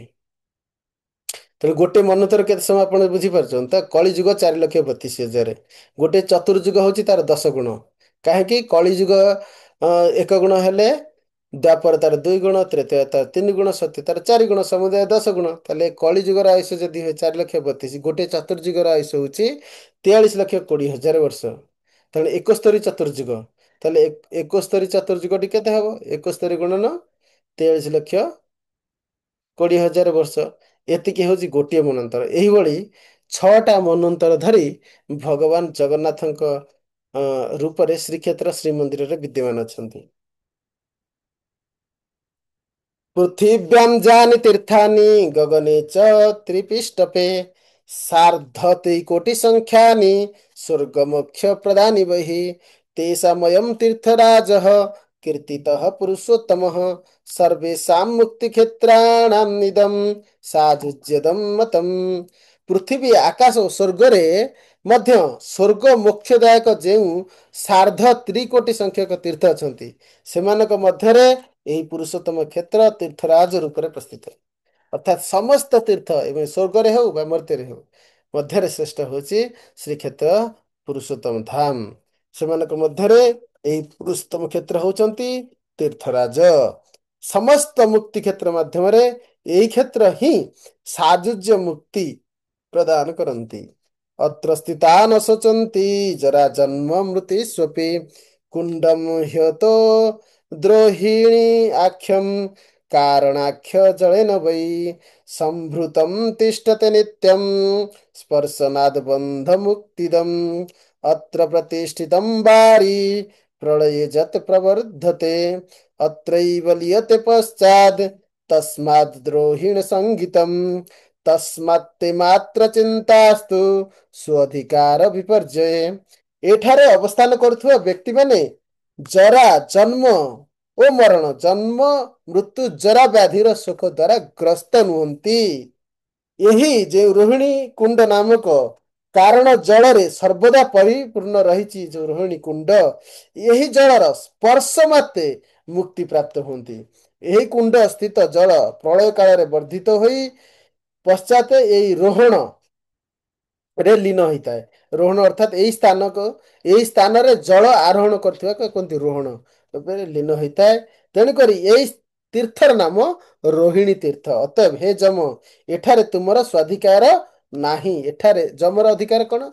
ସେ ସବୁବେଳେ ଘୁରି ବୁଲୁଥିବେ। ଯମ ଆଉ ଯମରାଜଙ୍କର ଯମଗଣ ସବୁବେଳେ ଘୁରି ବୁଲୁଥିବେ। କେଉଁଠି କିଏ ମରିବ ତାକୁ ନେଇକି ଯମପୁରକୁ ଯିବେ, ତାକୁ ଯମଦଣ୍ଡ ଦେବେ। ତାପରେ ତାର ପୁଣି ବିଭିନ୍ନ ନରକ ଲୋକର ଯମଦଣ୍ଡ ଘଟି ସାରିଲା ପରେ ପୁଣି ତାକୁ ଆଉ ଗୋଟେ ପିତୃଲୋକ ଯିବେ କି ଆଉ କଣ ଶରୀର ପ୍ରାପ୍ତ କରି, ଏସବୁ ବ୍ୟବସ୍ଥା। ଏଇଟା ହଉଛି ଯମର ସ୍ୱାଧିକାର, ସ୍ୱ ଅଧିକାର ଅର୍ଥାତ୍ ଯମର ନିଜ ଅଧିକାର। କିନ୍ତୁ ଏ କ୍ଷେତ୍ରରେ ତାଙ୍କର ସେ କିଛି ଅଧିକାର ସେ ସବୁ ନାହିଁ। ତେଣୁକରି ତୁମେ ଏସବୁ ବିଷୟରେ ଚିନ୍ତା କର ନାହିଁ। ଏ କଥା କହୁଛନ୍ତି ମାତା ଲକ୍ଷ୍ମୀ ଯମରାଜକୁ। ମୁଖ୍ୟାଧିକାରିଣୀ କାରିଣାମତ୍ରಂ ନେଶ୍ୱରସ୍ତ୍ୱଂ ପରେତରାଟ୍ ଧର୍ମରାଜಂ ସମାଦିଶ୍ୟ लक्ष्मीरेवं पुरः स्थितम् ब्रह्माणमाह जगत मुम्बा सप्रसया गिरा ପିତାମହ ଜଗନ୍ନାଥ ବିଦିତମ୍ ସର୍ବମେଦତେ। ଏହି ସ୍ଥାନରେ ମୁଖ୍ୟଧାରୀ ମାନଙ୍କର ତୁମ୍ଭେ ଈଶ୍ୱର ହେଇପାରିବ ନାହିଁ। ଜଗନ୍ମାତା ଲକ୍ଷ୍ମୀ ସମ୍ମୁଖିତ ଧର୍ମରାଜ ଯମଙ୍କୁ ଏଇଭଳି ଭାବରେ ଆଦେଶ କରି ପ୍ରଣୟ ବାକ୍ୟ ଦ୍ୱାରା ବ୍ରହ୍ମାଙ୍କୁ କହିଲେ, ହେ ପିତାମହ ଜଗନ୍ନାଥ ଆପଣ ସମସ୍ତଙ୍କ ବିଷୟ ଜାଣନ୍ତି। ଯେହେତୁ ଯମ ଆଉ ପିତାମହ ଦୁଇ ଜଣ ଏକ ସମୟରେ ଉପସ୍ଥିତ ଥିଲେ, ଯମକୁ ସମ୍ବୋଧିତ କରି ଯେ କହିଲେ ତୁମେ ଏ କ୍ଷେତ୍ରରେ ଈଶ୍ୱର ହେଇପାରିବ ନାହିଁ। ଏବଂ ପିତାମହ ବ୍ରହ୍ମାକୁ ମଧ୍ୟ କହିଲେ, ହେ ପିତାମହ ଜଗନ୍ନାଥ ଆପଣଙ୍କର ଯେଉଁ ଚିନ୍ତା ଯେ ଆପଣ କିପରି ମୋକ୍ଷ ଲାଭ କରିବେ ଏବଂ ଆପଣଙ୍କର ସମସ୍ତ ପ୍ରଜାଗଣ କେମିତି ମୋକ୍ଷ ଲାଭ କରିବେ ତାହା ମଧ୍ୟ ମୁଁ ବିସ୍ତୃତ ଭାବରେ ବର୍ଣ୍ଣନା କଲି। ଏବଂ ଜଗନ୍ନାଥ ଆପଣଙ୍କ ହୃଦୟରେ ଏ ଦୁଇଟା ଇଚ୍ଛା, ଆପଣଙ୍କର ଇଚ୍ଛା ଏବଂ ଯମର ଇଚ୍ଛା ଦୁଇଟାକୁ ଭଲ ଭାବରେ ଜାଣନ୍ତି। मुख्यदम सर्वजन्तूनां एतत् क्षेत्रं समादिश कामाख्यं क्षेत्रपालं च विमलाञ्चन्तरा स्थितं साक्षात् ब्रह्मस्वरूप स्वौ नृसिंहो दक्षिण विभुः हिरण्यकशिपोर्वक्षो विदार्जायं प्रभोज्वलः दर्शनादस्य नश्यन्ति पातकानि न संशयः भुक्तिर्मुक्तिश्च योग्यः स्यान्नात्र कार्य विचारणा। এই କ୍ଷେତ୍ରରେ ସକଳ ଜୀବମାନଙ୍କୁ ମୁକ୍ତି ପ୍ରାପ୍ତ ହୁଏ। ଏ କଥା ଯମକୁ ଆଦେଶ କଲେ କିଏ? ମାତା ଲକ୍ଷ୍ମୀ। କାମାକ୍ଷ ଓ କ୍ଷେତ୍ରପାଳ ଶିବ ଏହାଙ୍କ ମଧ୍ୟସ୍ଥିତ ବିମଳା ଭଗବାନଙ୍କର ଦକ୍ଷିଣ ସ୍ଥିତ ସାକ୍ଷାତ ବ୍ରହ୍ମ ସ୍ୱରୂପ ନୃସିଂହ ଦେବ ଯିଏ ହିରଣ୍ୟକଶିପୁଙ୍କର ବକ୍ଷକୁ ବିଦୀର୍ଣ୍ଣ କରି ପ୍ରଭା ଦ୍ୱାରା ସମୁଜ୍ଜଳ ହୋଇଛନ୍ତି। ଏ ସମସ୍ତ ଦର୍ଶନ କରୁଥିବା ଜୀବ ସକଳ ପାପ ବିନଷ୍ଟ ହେବ ଏବଂ ଭୁକ୍ତି ଲାଭ ଓ ମୁକ୍ତି ଲାଭ ସମସ୍ତ ଯୋଗ୍ୟତା ପ୍ରାପ୍ତ ହେବ। ଏଥିରେ କୌଣସି ସନ୍ଦେହ ନାହିଁ। ତେଣୁକରି ଆପଣ ଅଧିକ ବିଚାର କରିବାର କିଛି ଆବଶ୍ୟକତା ନାହିଁ। ଏକଥା ଯମକୁ କହୁଛନ୍ତି ମାତା ଲକ୍ଷ୍ମୀ। ଅସ୍ୟାଗ୍ରେ ସନ୍ତେଜନ୍ ପ୍ରାଣାନ୍ ବ୍ରହ୍ମ ସାଯୁଜ୍ୟମ୍ ଆପ୍ନୁୟାତ୍ ଯତ୍ କିଞ୍ଚିତ୍ କୁରୁତେ କର୍ମ କୋଟି କୋଟି ଗୁଣମ୍ ଭବେତ୍। ଏହି ଶ୍ଲୋକ ଅତି ମହତ୍ୱପୂର୍ଣ୍ଣ। ଚତୁର୍ଥ ଅଧ୍ୟାୟ 30 ନମ୍ବର ଶ୍ଲୋକ। ଅସ୍ୟାଗ୍ରେ ସନ୍ତେଜନ୍ ପ୍ରାଣାନ୍ ବ୍ରହ୍ମ ସାଯୁଜ୍ୟମ୍ ଆପ୍ନୁୟାତ୍ ଯତ୍ କିଞ୍ଚିତ୍ କୁରୁତେ କର୍ମ କୋଟି ଗୁଣମ୍ ଭବେତ୍। କୋଟି ଗୁଣ କାହିଁକି ଏଠି ହୁଏ? କାହିଁକି ନା ଏଇ କଥା ପୂର୍ବରୁ କହୁଥିଲି, ଏଠି ତିନିଟି ଯୋଗ ଅଛି, ଅର୍ଦ୍ଧୋଦୟ ଯୋଗ ଏବଂ ଦାରୁବ୍ୟାଜ ବ୍ରହ୍ମ ଆଉ ପରମ ଧାମ। ଆଗରୁ କହୁଥିଲି ଯେ ଭଗବାନଙ୍କର ଏଇଟା ସନ୍ଧିନୀ ଶକ୍ତି। ଶକ୍ତି ଶକ୍ତିମାନ ଭିତରେ କୌଣସି ପାର୍ଥକ୍ୟ ନାହିଁ। ଭଗବାନ ଏବଂ ଭଗବାନ ଶକ୍ତି ଭିତରେ କୌଣସି ପାର୍ଥକ୍ୟ ନାହିଁ। ଯେହେତୁ ଏ ପରମ ଧାମ, ଏ ସମଗ୍ର ପରମ ଧାମ ଭଗବାନଙ୍କର ଶରୀର। ୟା ପୂର୍ବରୁ ପୂର୍ବ ଶ୍ଲୋକରୁ ପଢିଛନ୍ତି, ଆଗର ଶ୍ଲୋକରେ ବି ପଢିବା। ତେଣୁ ସମସ୍ତ ଶ୍ରୀକ୍ଷେତ୍ର ପୁରୀଧାମ ଭଗବାନଙ୍କର ଶରୀର। ତେଣୁ ଭଗବାନ ଶରୀରରେ ଅବସ୍ଥାନ କରୁଥିବା, ଭଗବାନ ଶରୀର ଦର୍ଶନ କରୁଥିବା, ଭଗବାନ ଶରୀର ସେବା ପ୍ରଦାନ କରୁଥିବା ପ୍ରତ୍ୟେକ ବ୍ୟକ୍ତି ଯେ ମୁକ୍ତି ପ୍ରାପ୍ତ କରିଥାଏ କଣ ସନ୍ଦେହ? ଏ ହଉଛି ପରମ ଧାମର ମହତ୍ଵ। ଏବଂ ଶ୍ରୀ ବିଗ୍ରହ, ଶ୍ରୀ ବିଗ୍ରହ କିଏ? ନା ଶ୍ରୀ ଭଗବାନଙ୍କର ରୋମ ମଧ୍ୟରୁ ଅନନ୍ତ କୋଟି ବ୍ରହ୍ମାଣ୍ଡ ମାଳମାଳ ହେଇକି ବାହାରୁଛି। ଯେଉଁ ରୋମ ହଉଛି ତାହା ହିଁ କଳ୍ପଦ୍ରୁମ।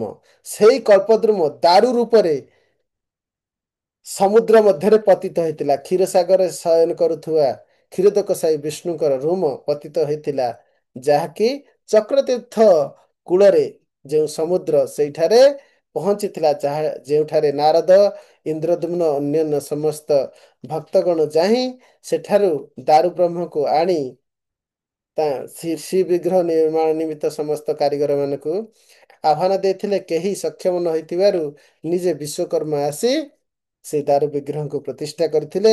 ତେଣୁକରି ଏ ଯୋଉ ଦାରୁ ବ୍ୟାଜ ପରମ ବ୍ରହ୍ମ ଯେପରି ଦ୍ୱାପରରେ କୃଷ୍ଣଙ୍କୁ ଦର୍ଶନରେ ସମସ୍ତ ଜୀବ କରୁଣା ଲାଭ କରିଥିଲେ, ସେହିପରି ଶ୍ରୀକ୍ଷେତ୍ରରେ ଜଗନ୍ନାଥଙ୍କୁ ଦର୍ଶନ କରୁଥିବା ସମସ୍ତ ଜୀବ ସମାନ କଲ୍ୟାଣ ଲାଭ କରନ୍ତି। ଯେପରି ଅର୍ଜୁନ ଦିବ୍ୟ ଦୃଷ୍ଟିରେ ବିଶ୍ୱରୂପ ଦର୍ଶନ କରିଥିଲେ ବା ସଞ୍ଜୟ ଦିବ୍ୟ ଦୃଷ୍ଟିରେ ବିଶ୍ୱରୂପ ଦର୍ଶନ କରି ଯେଉଁ କରୁଣା ଲାଭ କରିଥିଲେ, ସେଇ କରୁଣା ଏଇ ଚର୍ମ ଚକ୍ଷୁରେ ଦାରୁବ୍ୟାଜ ପରବ୍ରହ୍ମକୁ ଦର୍ଶନ କଲେ ଲାଭ କରିହେବ।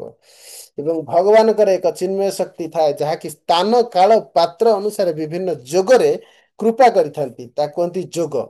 ଯେମିତିକି ଆପଣ ନିକଟରେ ପ୍ରୟାଗରେ ଅମୃତ ମହାକୁମ୍ଭ ଯୋଗ ହେଇଥିଲା। ପୁଣି କେବେ ନାସିକ ଅନ୍ୟାନ୍ୟ ସ୍ଥାନରେ ପଡେ। ଯୋଗ ଏକ ସମୟରେ ହୁଏ, ସେଇ ସମୟକୁ କୁହନ୍ତି ଏଇଭଳି ଯୋଗ କୁହନ୍ତି। ତା ଭିତରୁ ସର୍ବଶ୍ରେଷ୍ଠ ଯୋଗ ହଉଛି ଅର୍ଦ୍ଧୋଦୟ ଯୋଗ। ଯେଉଁ ଯୋଗରେ କୌଣସି କାର୍ଯ୍ୟ କଲେ 7 କୋଟି ଗୁଣ ଫଳ ପ୍ରାପ୍ତ ହବ। ତେଣୁକରି କୋଟି କୋଟି ଗୁଣ, ଅର୍ଥାତ୍ ଏଇ ସମୟରେ ଯେକୌଣସି ଜଳରେ ସ୍ନାନ କଲେ ଗଙ୍ଗା ଜଳର, ଯେକୌଣସି ସାମାନ୍ୟ ଦାନ କଲେ କୋଟି ବ୍ରାହ୍ମଣଙ୍କୁ ଦାନର ଫଳ ପ୍ରାପ୍ତ ହବ। ଏସବୁ ଜିନିଷ ରହିଛି। ତେଣୁ ଅର୍ଦ୍ଧୋଦୟ ଯୋଗ ଶ୍ରୀକ୍ଷେତ୍ରରେ ସର୍ବଦା ବିଦ୍ୟମାନ। ପୂର୍ବ କଳ୍ପରେ ଗୋଟିଏ ଥର ଅର୍ଦ୍ଧୋଦୟ ଯୋଗ ହେଇଥିଲା, ଏଇ କଳ୍ପରେ ଏ ପର୍ଯ୍ୟନ୍ତ ଆସିନି, କିନ୍ତୁ ଶ୍ରୀକ୍ଷେତ୍ରରେ ସର୍ବଦା ବିଦ୍ୟମାନ। ସର୍ବଦା ମାନେ ବ୍ରହ୍ମାଙ୍କର ସମସ୍ତ ଆୟୁ 100 ବର୍ଷ ଯାକ ପୂର୍ଣ୍ଣତଃ ଭାବରେ ବିଦ୍ୟମାନ ଅର୍ଦ୍ଧୋଦୟ ଯୋଗ ଶ୍ରୀକ୍ଷେତ୍ର ପୁରୀରେ।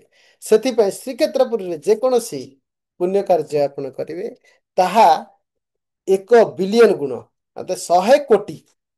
ଗୋଟେ କୋଟିର 100 ଗୁଣଟା ହେଲା କଣ? ଗୋଟେ ପରାର୍ଥ ବା 1 ବିଲିୟନ। ଯାହା ଆପଣ ଗୋଟେ ଥର କରିବେ, ତାହା 1 ବିଲିୟନ ଗୁଣ ଅଧିକ ଆପଣ ପ୍ରାପ୍ତ କରିବେ।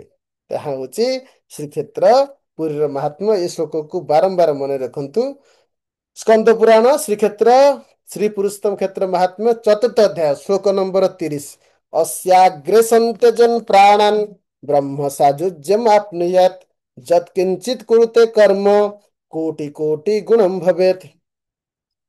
छायैष्या कल्पवृक्षस्य नृसिंहोर्केण भासिता छायाहीनस्य विद्यां जानतो जानतो मृते। ଏହି କଳ୍ପବୃଟ ବୃକ୍ଷର ଛାୟା ଏବଂ ନୃସିଂହ ରୂପ ସୂର୍ଯ୍ୟଙ୍କ ଦ୍ୱାରା ମହାଦୀପ୍ତି ପ୍ରାପ୍ତ ହୋଇଅଛି। ଜ୍ଞାନ ଓ ଅଜ୍ଞାନ ବଶତଃ ଉକ୍ତ ଛାୟାରେ ଯଦି କୌଣସି ଜୀବ ପ୍ରାଣ ତ୍ୟାଗ କରେ, ତାହା ଠାରୁ ମାୟା ସମୂଳେ ନଷ୍ଟ ହୁଏ। ମାୟା ନଷ୍ଟ ଅର୍ଥାତ୍ ମୁକ୍ତି ପ୍ରାପ୍ତ, ଉଦ୍ଧାର ପ୍ରାପ୍ତ। ମାୟା ହିଁ ଆମର ବନ୍ଧନର କାରଣ। ତେଣୁକରି ଏ ଯୋଉ କଳ୍ପବୃଟ ବୃକ୍ଷର ଛାୟା, ଏଟା କଳ୍ପବୃଟ ଏବେ ଆପଣ ଛୋଟ ଦେଖୁଛନ୍ତି, ସେ ପୂର୍ବ ସମୟରେ ଏହା 1 କ୍ରୋଶ ପରିମିତ ଅର୍ଥାତ୍ 3 କିଲୋମିଟର ପର୍ଯ୍ୟନ୍ତ ବ୍ୟାପିଥିଲା। ନୀଳାଚଳ ପର୍ବତର ଉଚ୍ଚା, ଯୋଉଠି ଜଗନ୍ନାଥ ବର୍ତ୍ତମାନ ମନ୍ଦିର ଅଛି, ପୂର୍ବ ସେଇ ସମୟରେ, ଯେ ସମୟରେ ନୀଳ ପର୍ବତ ଥିଲା, ଯାହାକି ପ୍ରଥମ ମନୁ ସ୍ୱୟଂଭୂଙ୍କ ମନୁ ସମୟ ଠାରୁ ଯୋଉ ସମୟରେ ବିଦ୍ୟାପତି ଏଠିକାରେ ଆସିଥିଲେ, ସେ ସତ୍ୟଯୁଗ ସମୟରେ ଏହା ନଭଶ୍ଚୁମ୍ବୀ ଥିଲା ନୀଳ ପର୍ବତ। ପୁଣି ନଭଶ୍ଚୁମ୍ବୀ ଥିଲା ଅକ୍ଷୟ ବଟ। ଅକ୍ଷୟ ବଟର ଉଚ୍ଚତା ଏତେ ଉଚ୍ଚ ଥିଲା, ମାନେ ଆକାଶକୁ ଛୁଇଁଲା ଭଳି, ତଳୁ ଦେଖିଲେ ଆକାଶକୁ ଛୁଇଁଲା ଭଳି ଲାଗୁଥିଲା, ଏତେ ଉଚ୍ଚା ଥିଲା। ତେଣୁକରି ଏହିପରି ଭାବରେ ଶ୍ରୀକ୍ଷେତ୍ରର ମାହାତ୍ମ୍ୟ, ଏଠି ଅକ୍ଷୟ ବଟର ଛାୟା ଯେଉଁମାନଙ୍କ ଉପରେ ପଡେ, ନୃସିଂହ ରୂପକ ସୂର୍ଯ୍ୟଙ୍କର ରଶ୍ମି ଯେଉଁମାନଙ୍କ ଉପରେ ପଡେ, ତେଣୁକରି ଏଠାରେ କେହି ଜ୍ଞାନବଶତଃ ହେଉ ବା ଅଜ୍ଞାନବଶତଃ ହେଉ, ଇଚ୍ଛା ପୂର୍ବକ ହେଉ ବା ଅନିଚ୍ଛା ପୂର୍ବକ ହେଉ, ଯଦି ପ୍ରାଣତ୍ୟାଗ କରେ, ତାହେଲେ ତାର ସମସ୍ତ ପାପ ନଷ୍ଟ ହୁଏ, ମାୟା ନଷ୍ଟ ହୁଏ, ସେ ମୁକ୍ତି ଲାଭର ଯୋଗ୍ୟ ହୁଏ। ବେଦାନ୍ତେଷୁ ପ୍ରସିଦ୍ଧୈ ସ୍ତୈର୍ବିଜ୍ଞାନ ହି ଶ୍ରବଣା ଦିଭିଃ ମୂଢାନାଂ ଦୁର୍ଲଭୈର୍ବିପ୍ରା ବିନ୍ୟାପ୍ୟତ୍ର ବିମୋଚନମ୍। ବେଦାନ୍ତ ପ୍ରସିଦ୍ଧ ବିଜ୍ଞାନ ଶ୍ରବଣାଦି ସାଧନ ସାଧ୍ୟ ଅଟେ, ଯାହା ମୂଢ ବ୍ୟକ୍ତି ପକ୍ଷରେ ଅସାଧ୍ୟ। ଅର୍ଥାତ୍ ସେ ଦୁର୍ଲଭ ବିଜ୍ଞାନ ବେଦାନ୍ତ ବିନା ମଧ୍ୟ ଏ କ୍ଷେତ୍ରରେ ମୁକ୍ତି ଲାଭ ହୁଏ। ସାଧାରଣରେ ଉପନିଷଦ ଯାହା ବ୍ୟାଖ୍ୟା କରିଛି ଯେ ମନୁଷ୍ୟ କେବଳ ମୁକ୍ତି ଲାଭ ପାଇଁ ଯୋଗ୍ୟ, କାହିଁକି ନା ସେ ବେଦାନ୍ତ ବିଜ୍ଞାନ ଜାଣିପାରିବ, ଅଧ୍ୟୟନ କରିପାରିବ, ତା ପାଖରେ ସେ ଯୋଗ୍ୟତା ଅଛି। କିନ୍ତୁ ପଶୁପକ୍ଷୀ ପାଖରେ ସେ ଯୋଗ୍ୟତା ନାହିଁ। କିନ୍ତୁ ଏଠି ବ୍ରହ୍ମା ଦେଖିଲେ ଏବଂ ଯମ ମଧ୍ୟ ଦେଖିଲେ ଯେ ଉପନିଷଦରେ ତ ବର୍ଣ୍ଣନା ଅଛି କେବଳ ମନୁଷ୍ୟମାନେ ହିଁ ମୁକ୍ତି ଲାଭ କରିବେ, ଏଠି ତ କାଉଟେ ବି ମୁକ୍ତି ଲାଭ କରିଯାଉଛି। କେମିତି ସମ୍ଭବ? ନା, ଏଇ କ୍ଷେତ୍ରରେ ବେଦାନ୍ତ ପ୍ରସିଦ୍ଧ ସମସ୍ତ ବିଜ୍ଞାନ ଶ୍ରବଣାଦି ଫଳ ଏ କ୍ଷେତ୍ରବାସୀ ମାନଙ୍କୁ ସ୍ୱତଃ ପ୍ରାପ୍ତ ହୁଏ। ତାଙ୍କୁ ଅତି ପରିଶ୍ରମ କରି କୁଚ୍ଛ୍ର ଅଧ୍ୟବସାୟ କରି ଅଧ୍ୟୟନ କରି ଏ ଜ୍ଞାନ ଗ୍ରହଣ କରିବା ପର୍ଯ୍ୟନ୍ତ ଆବଶ୍ୟକତା ନାହିଁ। ତା ଜ୍ଞାନ ହେଲେ ବି ତାକୁ ପୁଣି ବିଜ୍ଞାନ ହେବାକୁ ପଡିବ ନା। ବିଜ୍ଞାନ ଅର୍ଥାତ୍ ଅନୁଭୂତ ଜ୍ଞାନ। ଅନୁଭୂତି କେମିତି ହବ? କିନ୍ତୁ ଏଇ କ୍ଷେତ୍ରରେ ବାସ କରୁଥିବା ପ୍ରତ୍ୟେକ ଅଧିବାସୀ, ଯିଏକି ଜଗନ୍ନାଥଙ୍କର ଭକ୍ତ, ସେମାନଙ୍କୁ ସମସ୍ତ ବେଦାନ୍ତର ବିଜ୍ଞାନ ସାଧନ ସାଧ୍ୟ ଅଟେ। ତେଣୁକରି ଏ କ୍ଷେତ୍ରରେ ଯେଉଁମାନେ ବାସ କରନ୍ତି, ଯେଉଁମାନେ ଜଗନ୍ନାଥଙ୍କର ମହିମା ଜାଣି ତାଙ୍କର ଭକ୍ତି ଯାଜନ କରନ୍ତି, ବିଧି ନିଷେଧ ନିୟମ ପାଳନ କରନ୍ତି, ସେମାନେ ଏ ଦୁର୍ଲଭ ବିଜ୍ଞାନ ବେଦାନ୍ତ ନ ଜାଣିଥିଲେ ମଧ୍ୟ ମୁକ୍ତି ଲାଭ କରିଥାନ୍ତି। अविमुक्ते मुमुक्षस्तु कर्णमूले महेश्वरः दिशति ब्रह्म संज्ञानम् बोधोपायं कृपानिधिः तेन बुद्ध्या समभ्यस्य क्रमान्मोक्षम् अवाप्नुयात् उपदेष्टुर्महिम्ना हि तस्य ज्ञानं न हीयते। ବାରାଣସୀ କ୍ଷେତ୍ରରେ କୃପାନିଧି ମହେଶ୍ୱର ମୁମୂର୍ଷୁ ବ୍ୟକ୍ତିଙ୍କ କର୍ଣ୍ଣମୂଳରେ ଜ୍ଞାନ ଉପାସନା ସ୍ୱରୂପ ବ୍ରହ୍ମ ନାମ ଉପଦେଶ କରନ୍ତି। ତଦ୍ୱାରା ଯଦି ଜ୍ଞାନ ଜନ୍ମ ହୁଏ ଏବଂ ଅଭ୍ୟାସ ବଳରେ ସେ ଜ୍ଞାନ ଆସିଲେ ସେ ପୁଣି ଜ୍ଞାନକୁ ଅଭ୍ୟାସ କରିବେ। ଜ୍ଞାନ ଅଭ୍ୟାସ ଦ୍ୱାରା ଅନୁଭବ ଆସିବ।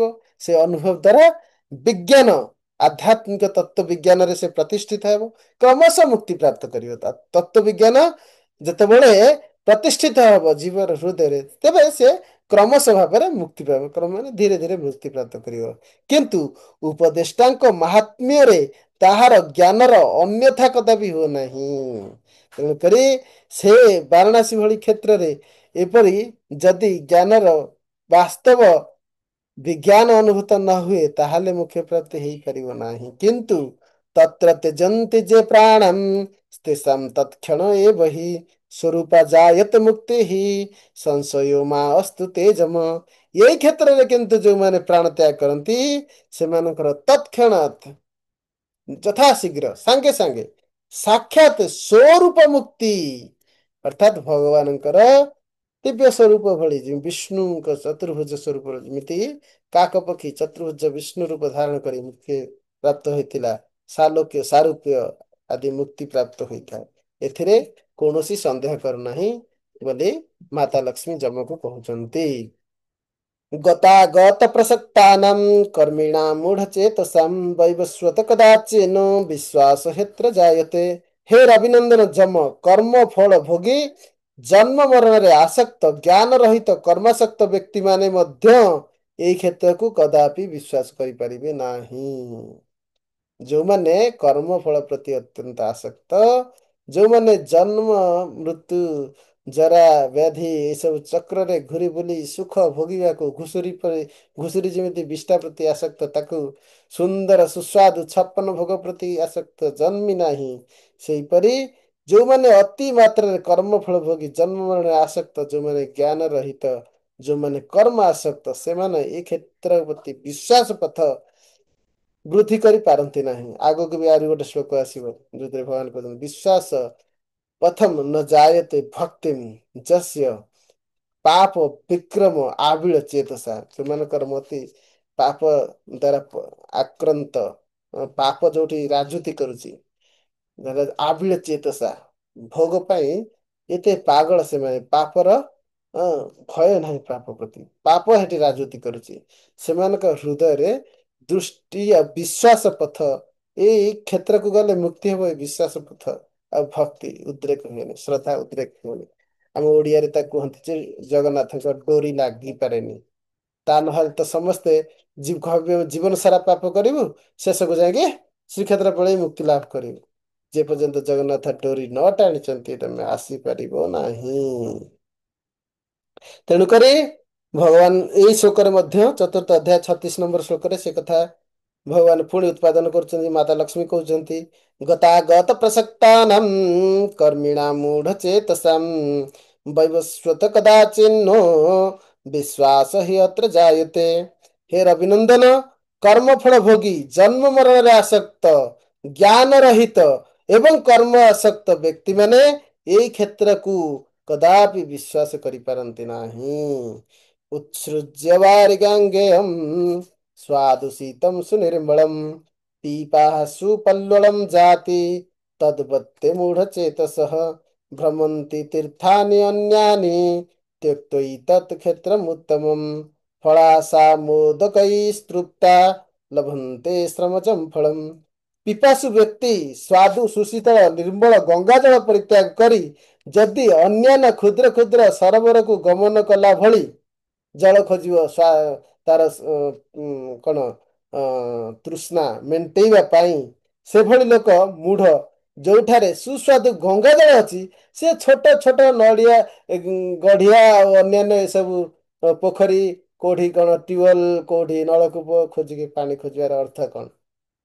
ଅର୍ଥାତ୍ ମୂଢତା। ସେଇଭଳି ଇଏ ଉତ୍ତମ ଶ୍ରୀକ୍ଷେତ୍ର ପୁରୀ ଧାମକୁ ପରିତ୍ୟାଗ କରି ଅନ୍ୟାନ୍ୟ ଯେତେ ତୀର୍ଥ ଭ୍ରମଣ କଲେ କିଛି ଲାଭ ନାହିଁ। ସେମାନଙ୍କର ଫଳ ଆଶା ରୂପକ ମୋଦକ ଦ୍ୱାରା ସେମାନେ ପରିତୃପ୍ତ ହୋଇ ଶ୍ରମଜନକ ଫଳ ଲାଭ କରିଥାନ୍ତି। ଏଇ କ୍ଷେତ୍ରକୁ ଯୋଉମାନେ ଆସିଥାନ୍ତି, ଅନ୍ୟମାନେ ଯୋଉମାନେ ଏ କ୍ଷେତ୍ର ପ୍ରତି ବିଶ୍ୱାସ ନ ଜନ୍ମାଇ ଅନ୍ୟତ୍ର ପରିଭ୍ରମଣ କରୁଥାନ୍ତି, ସେମାନଙ୍କର ଆଶା ବ୍ୟର୍ଥ ହୋଇଥାଏ।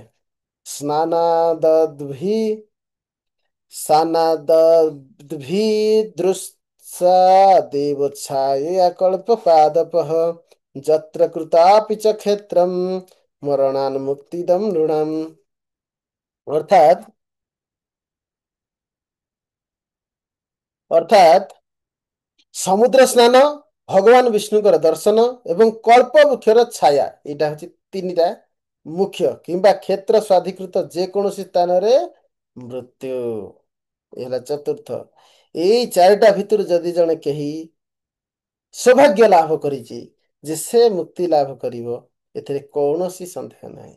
ଯେକୌଣସି ଗୋଟିଏ ବି ହେଲେ, ସମୁଦ୍ରରେ ସ୍ନାନ ହେଉ, ଭଗବାନ ବିଷ୍ଣୁଙ୍କର ଦର୍ଶନ ହେଉ, ବା କଳ୍ପ ବୃକ୍ଷର ଛାୟା ତଳେ ହେଉ, କିମ୍ବା ଏଇ କ୍ଷେତ୍ରର ଅଧିକୃତ ଯେକୌଣସି ସ୍ଥାନରେ ମୃତ୍ୟୁବରଣ ହେଉ, ତାହେଲେ ତାକୁ ମୁକ୍ତି ପ୍ରାପ୍ତ ହେବ। ଯୋ ଯତ୍ର ବିଷୟ ଭକ୍ତ୍ୟା ବିଶ୍ୱାସଂ କୁରୁତେ ନରଃ ସ ତୁ ତେନୈବ ମୁଚ୍ୟନ୍ତେ ନେତୃଶଂ ତୀର୍ଥମସ୍ତି ବହି। ଏଇ ଯୋଉ ଶ୍ଲୋକ, ଏଟାକୁ ମୁଁ ବାରମ୍ବାର କହେ। ବିଶେଷତଃ ମୁଁ ଭକ୍ତି ବେଦାନ୍ତ ଇନଷ୍ଟିଚ୍ୟୁଟରେ ସଦସ୍ୟ।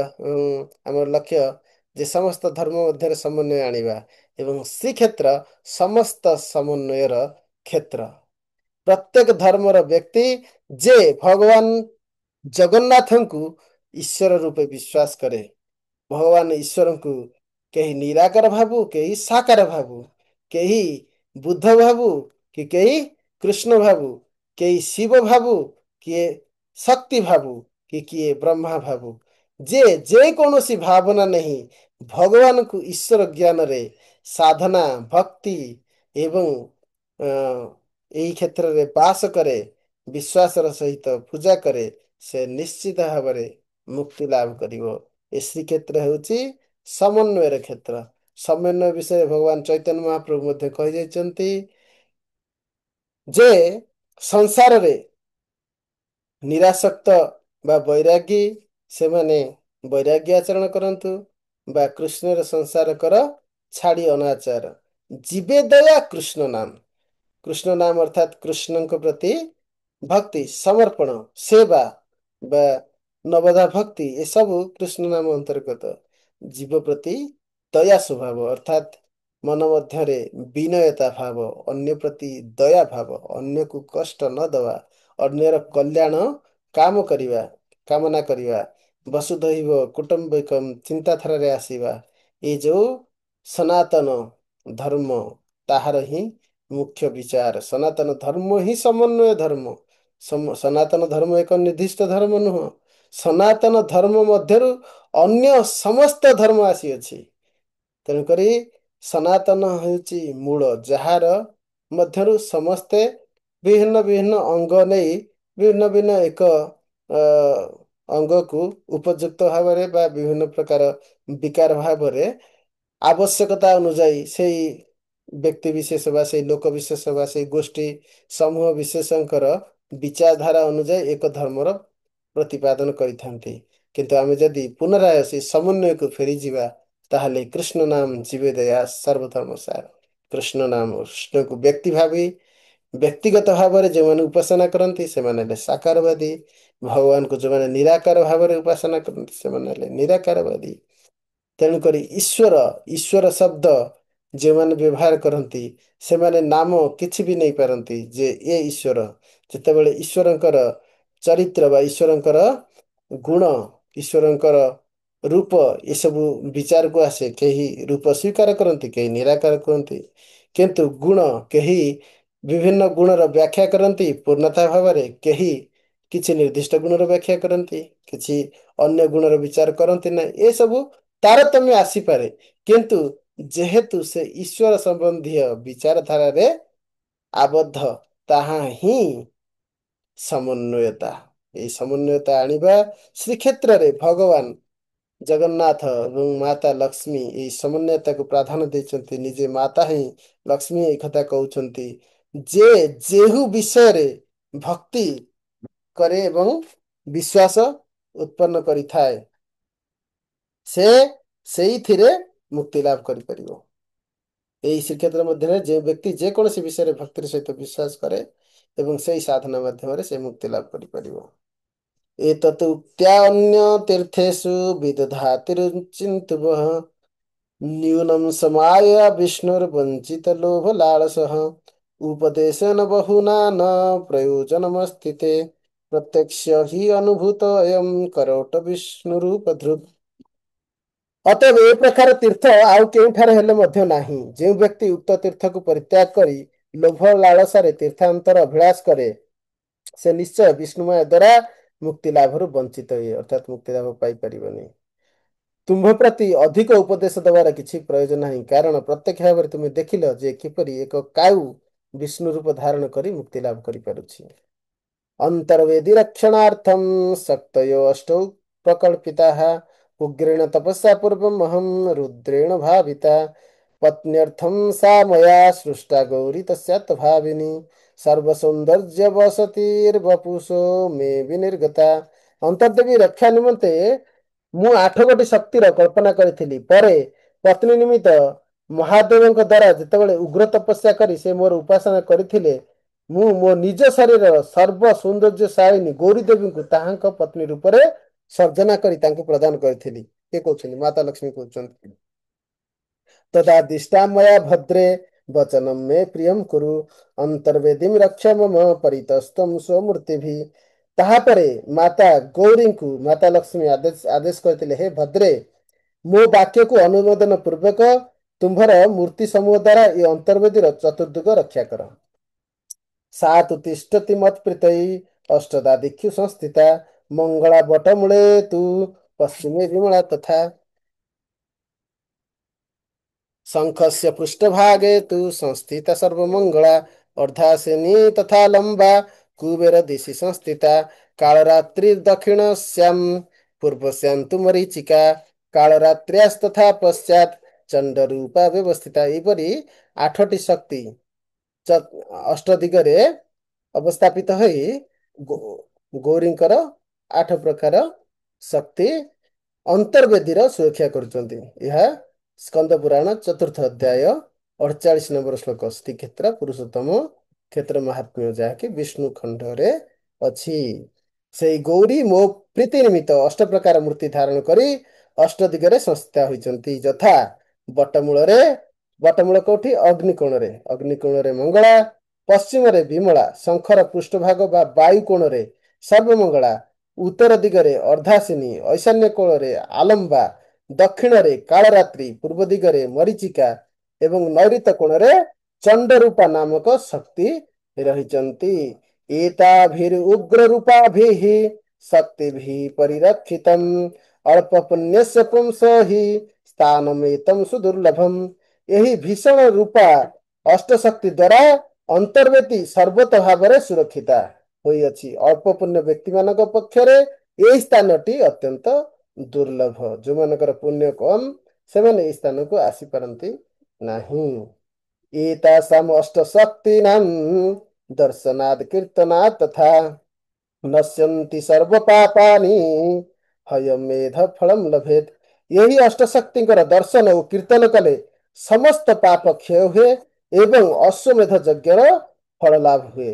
ରୁଦ୍ରାଣ୍ୟାଂଶ୍ଚ ଅଷ୍ଟଧା ଭେଦಂ ଦୃଷ୍ଟା ରୁଦ୍ରୋऽପି ଶଙ୍କରଃ ଆତ୍ମାନାମ୍ ଅଷ୍ଟଧା ଭିତ୍ତ୍ୱା ଉପାସ୍ତେ ପରମେଶ୍ୱରମ୍।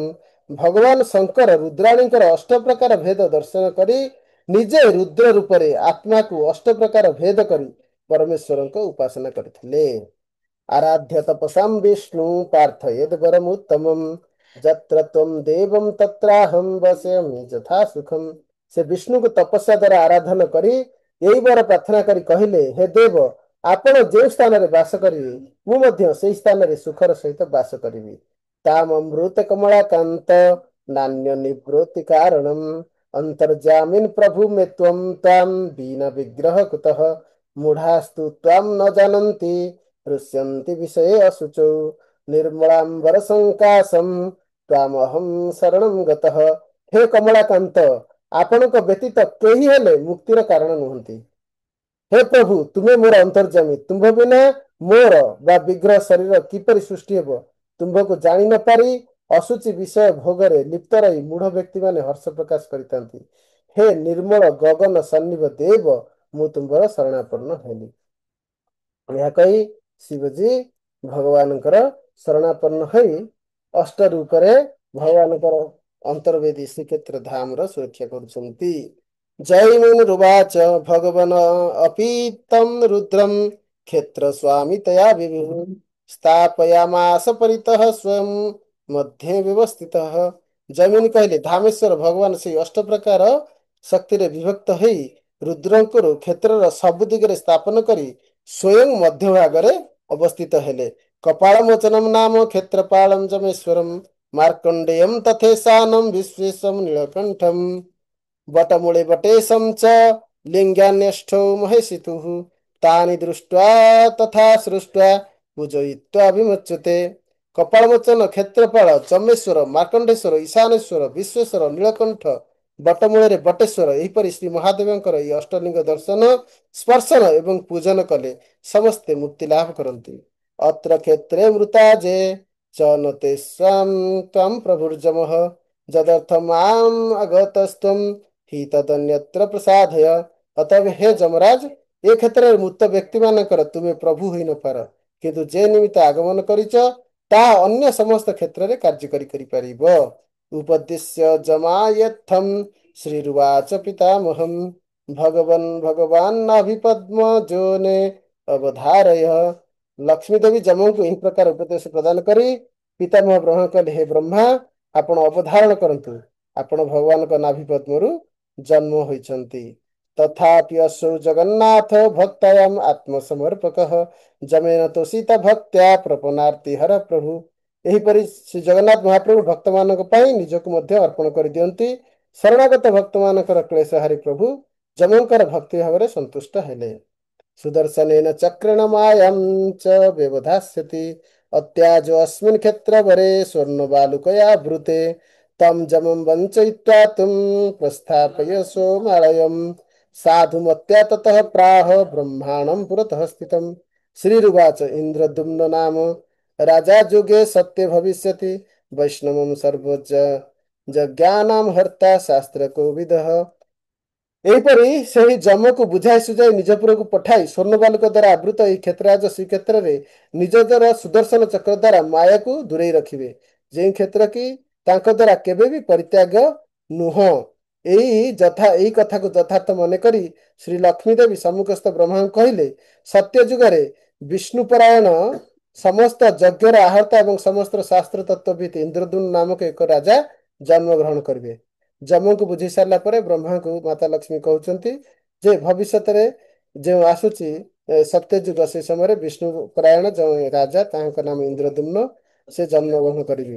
ଅତ୍ରାଗତ୍ୟ ମହାଭକ୍ତିಂ କରିଷ୍ୟତି ନୃପୋତ୍ତମଃ ଭଗବତ୍ ପ୍ରୀତୟେ ଯୋ ବହି ବାଜିମେଧ ସହସ୍ରକମ୍ କରିଷ୍ୟତି ପ୍ରଜାନାଥସ୍ତଦନୁଗ୍ରହଣ କାରଣାତ୍ ଏକଦାର ସମୁପନ୍ନ ଚତୁର୍ଦ୍ଧାସମ୍ ଭବିଷ୍ୟତି।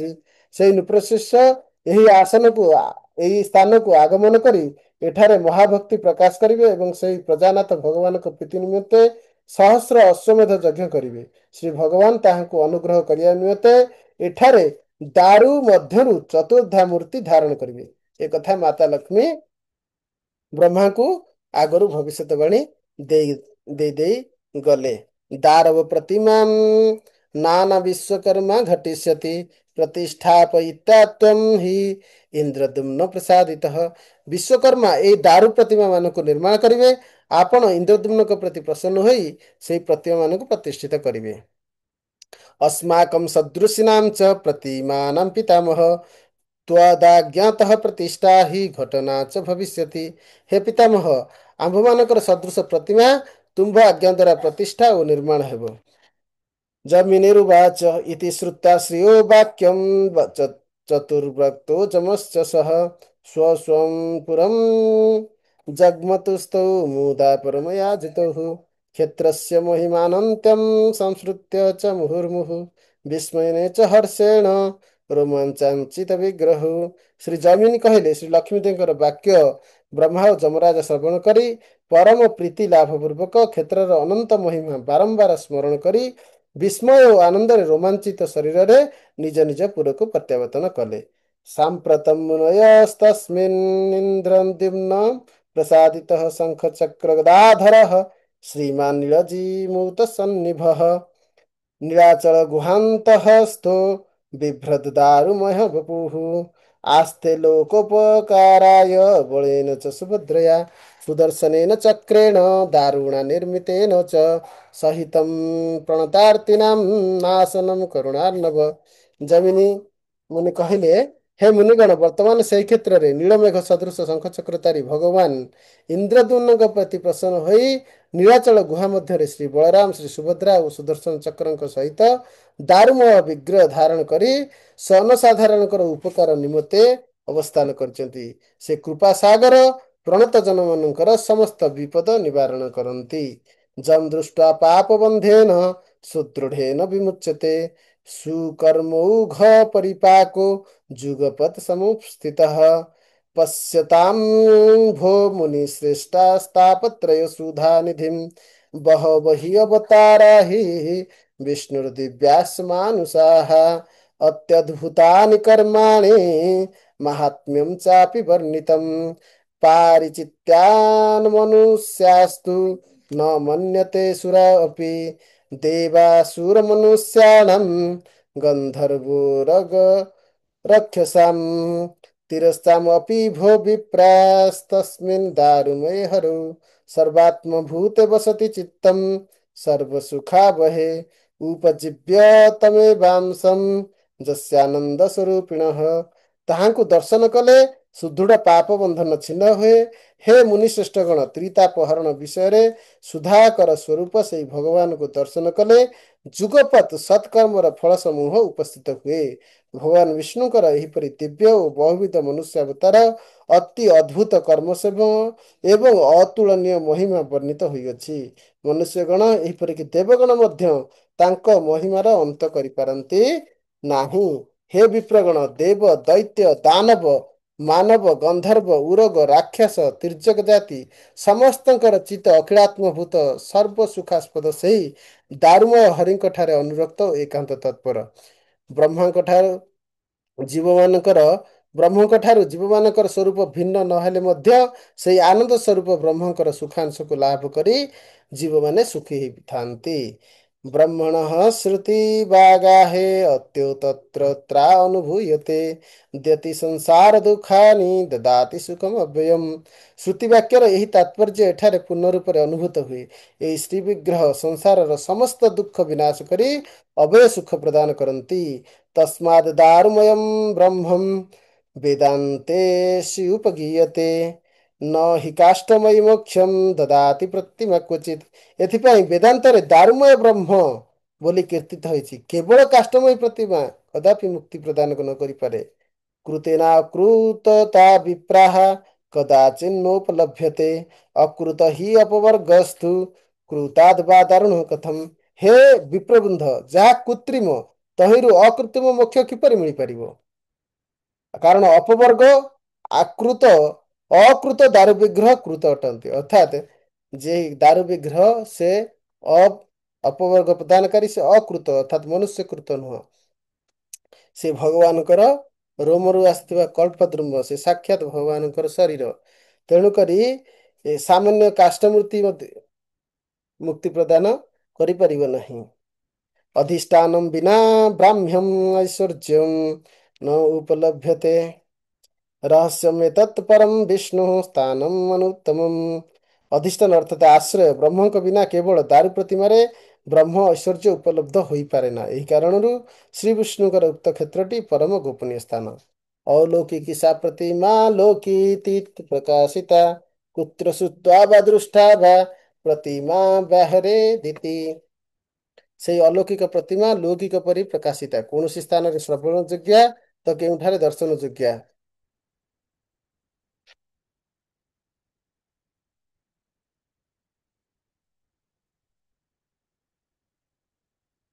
ହରେ କୃଷ୍ଣ। ଇଏ 82 ଶ୍ଲୋକ ପର୍ଯ୍ୟନ୍ତ ଆମେ ସାରିଲେ। ପଞ୍ଚମ ଅଧ୍ୟାୟ ଟିକେ ଅଧିକ ଅଛି। ଆମେ ଆଜି ଏଇଠାରେ ସଙ୍ଗ କରିବା। ବାକି 83 ଠାରୁ 111 ନମ୍ବର ଶ୍ଲୋକ ଏବଂ ଷଷ୍ଠ ଅଧ୍ୟାୟ, ପଞ୍ଚମ ଅଧ୍ୟାୟ ଅନ୍ୟ ଏକ କ୍ଲାସରେ ଆମେ ଆଲୋଚନା କରିବା। ହରେ କୃଷ୍ଣ। ଜୟ ଜଗନ୍ନାଥ ବଳଦେବ ସୁଭଦ୍ରା महारानी की जय। गुरु महाराज श्री श्रीपाद की जय। श्री प्रभुपाद की जय।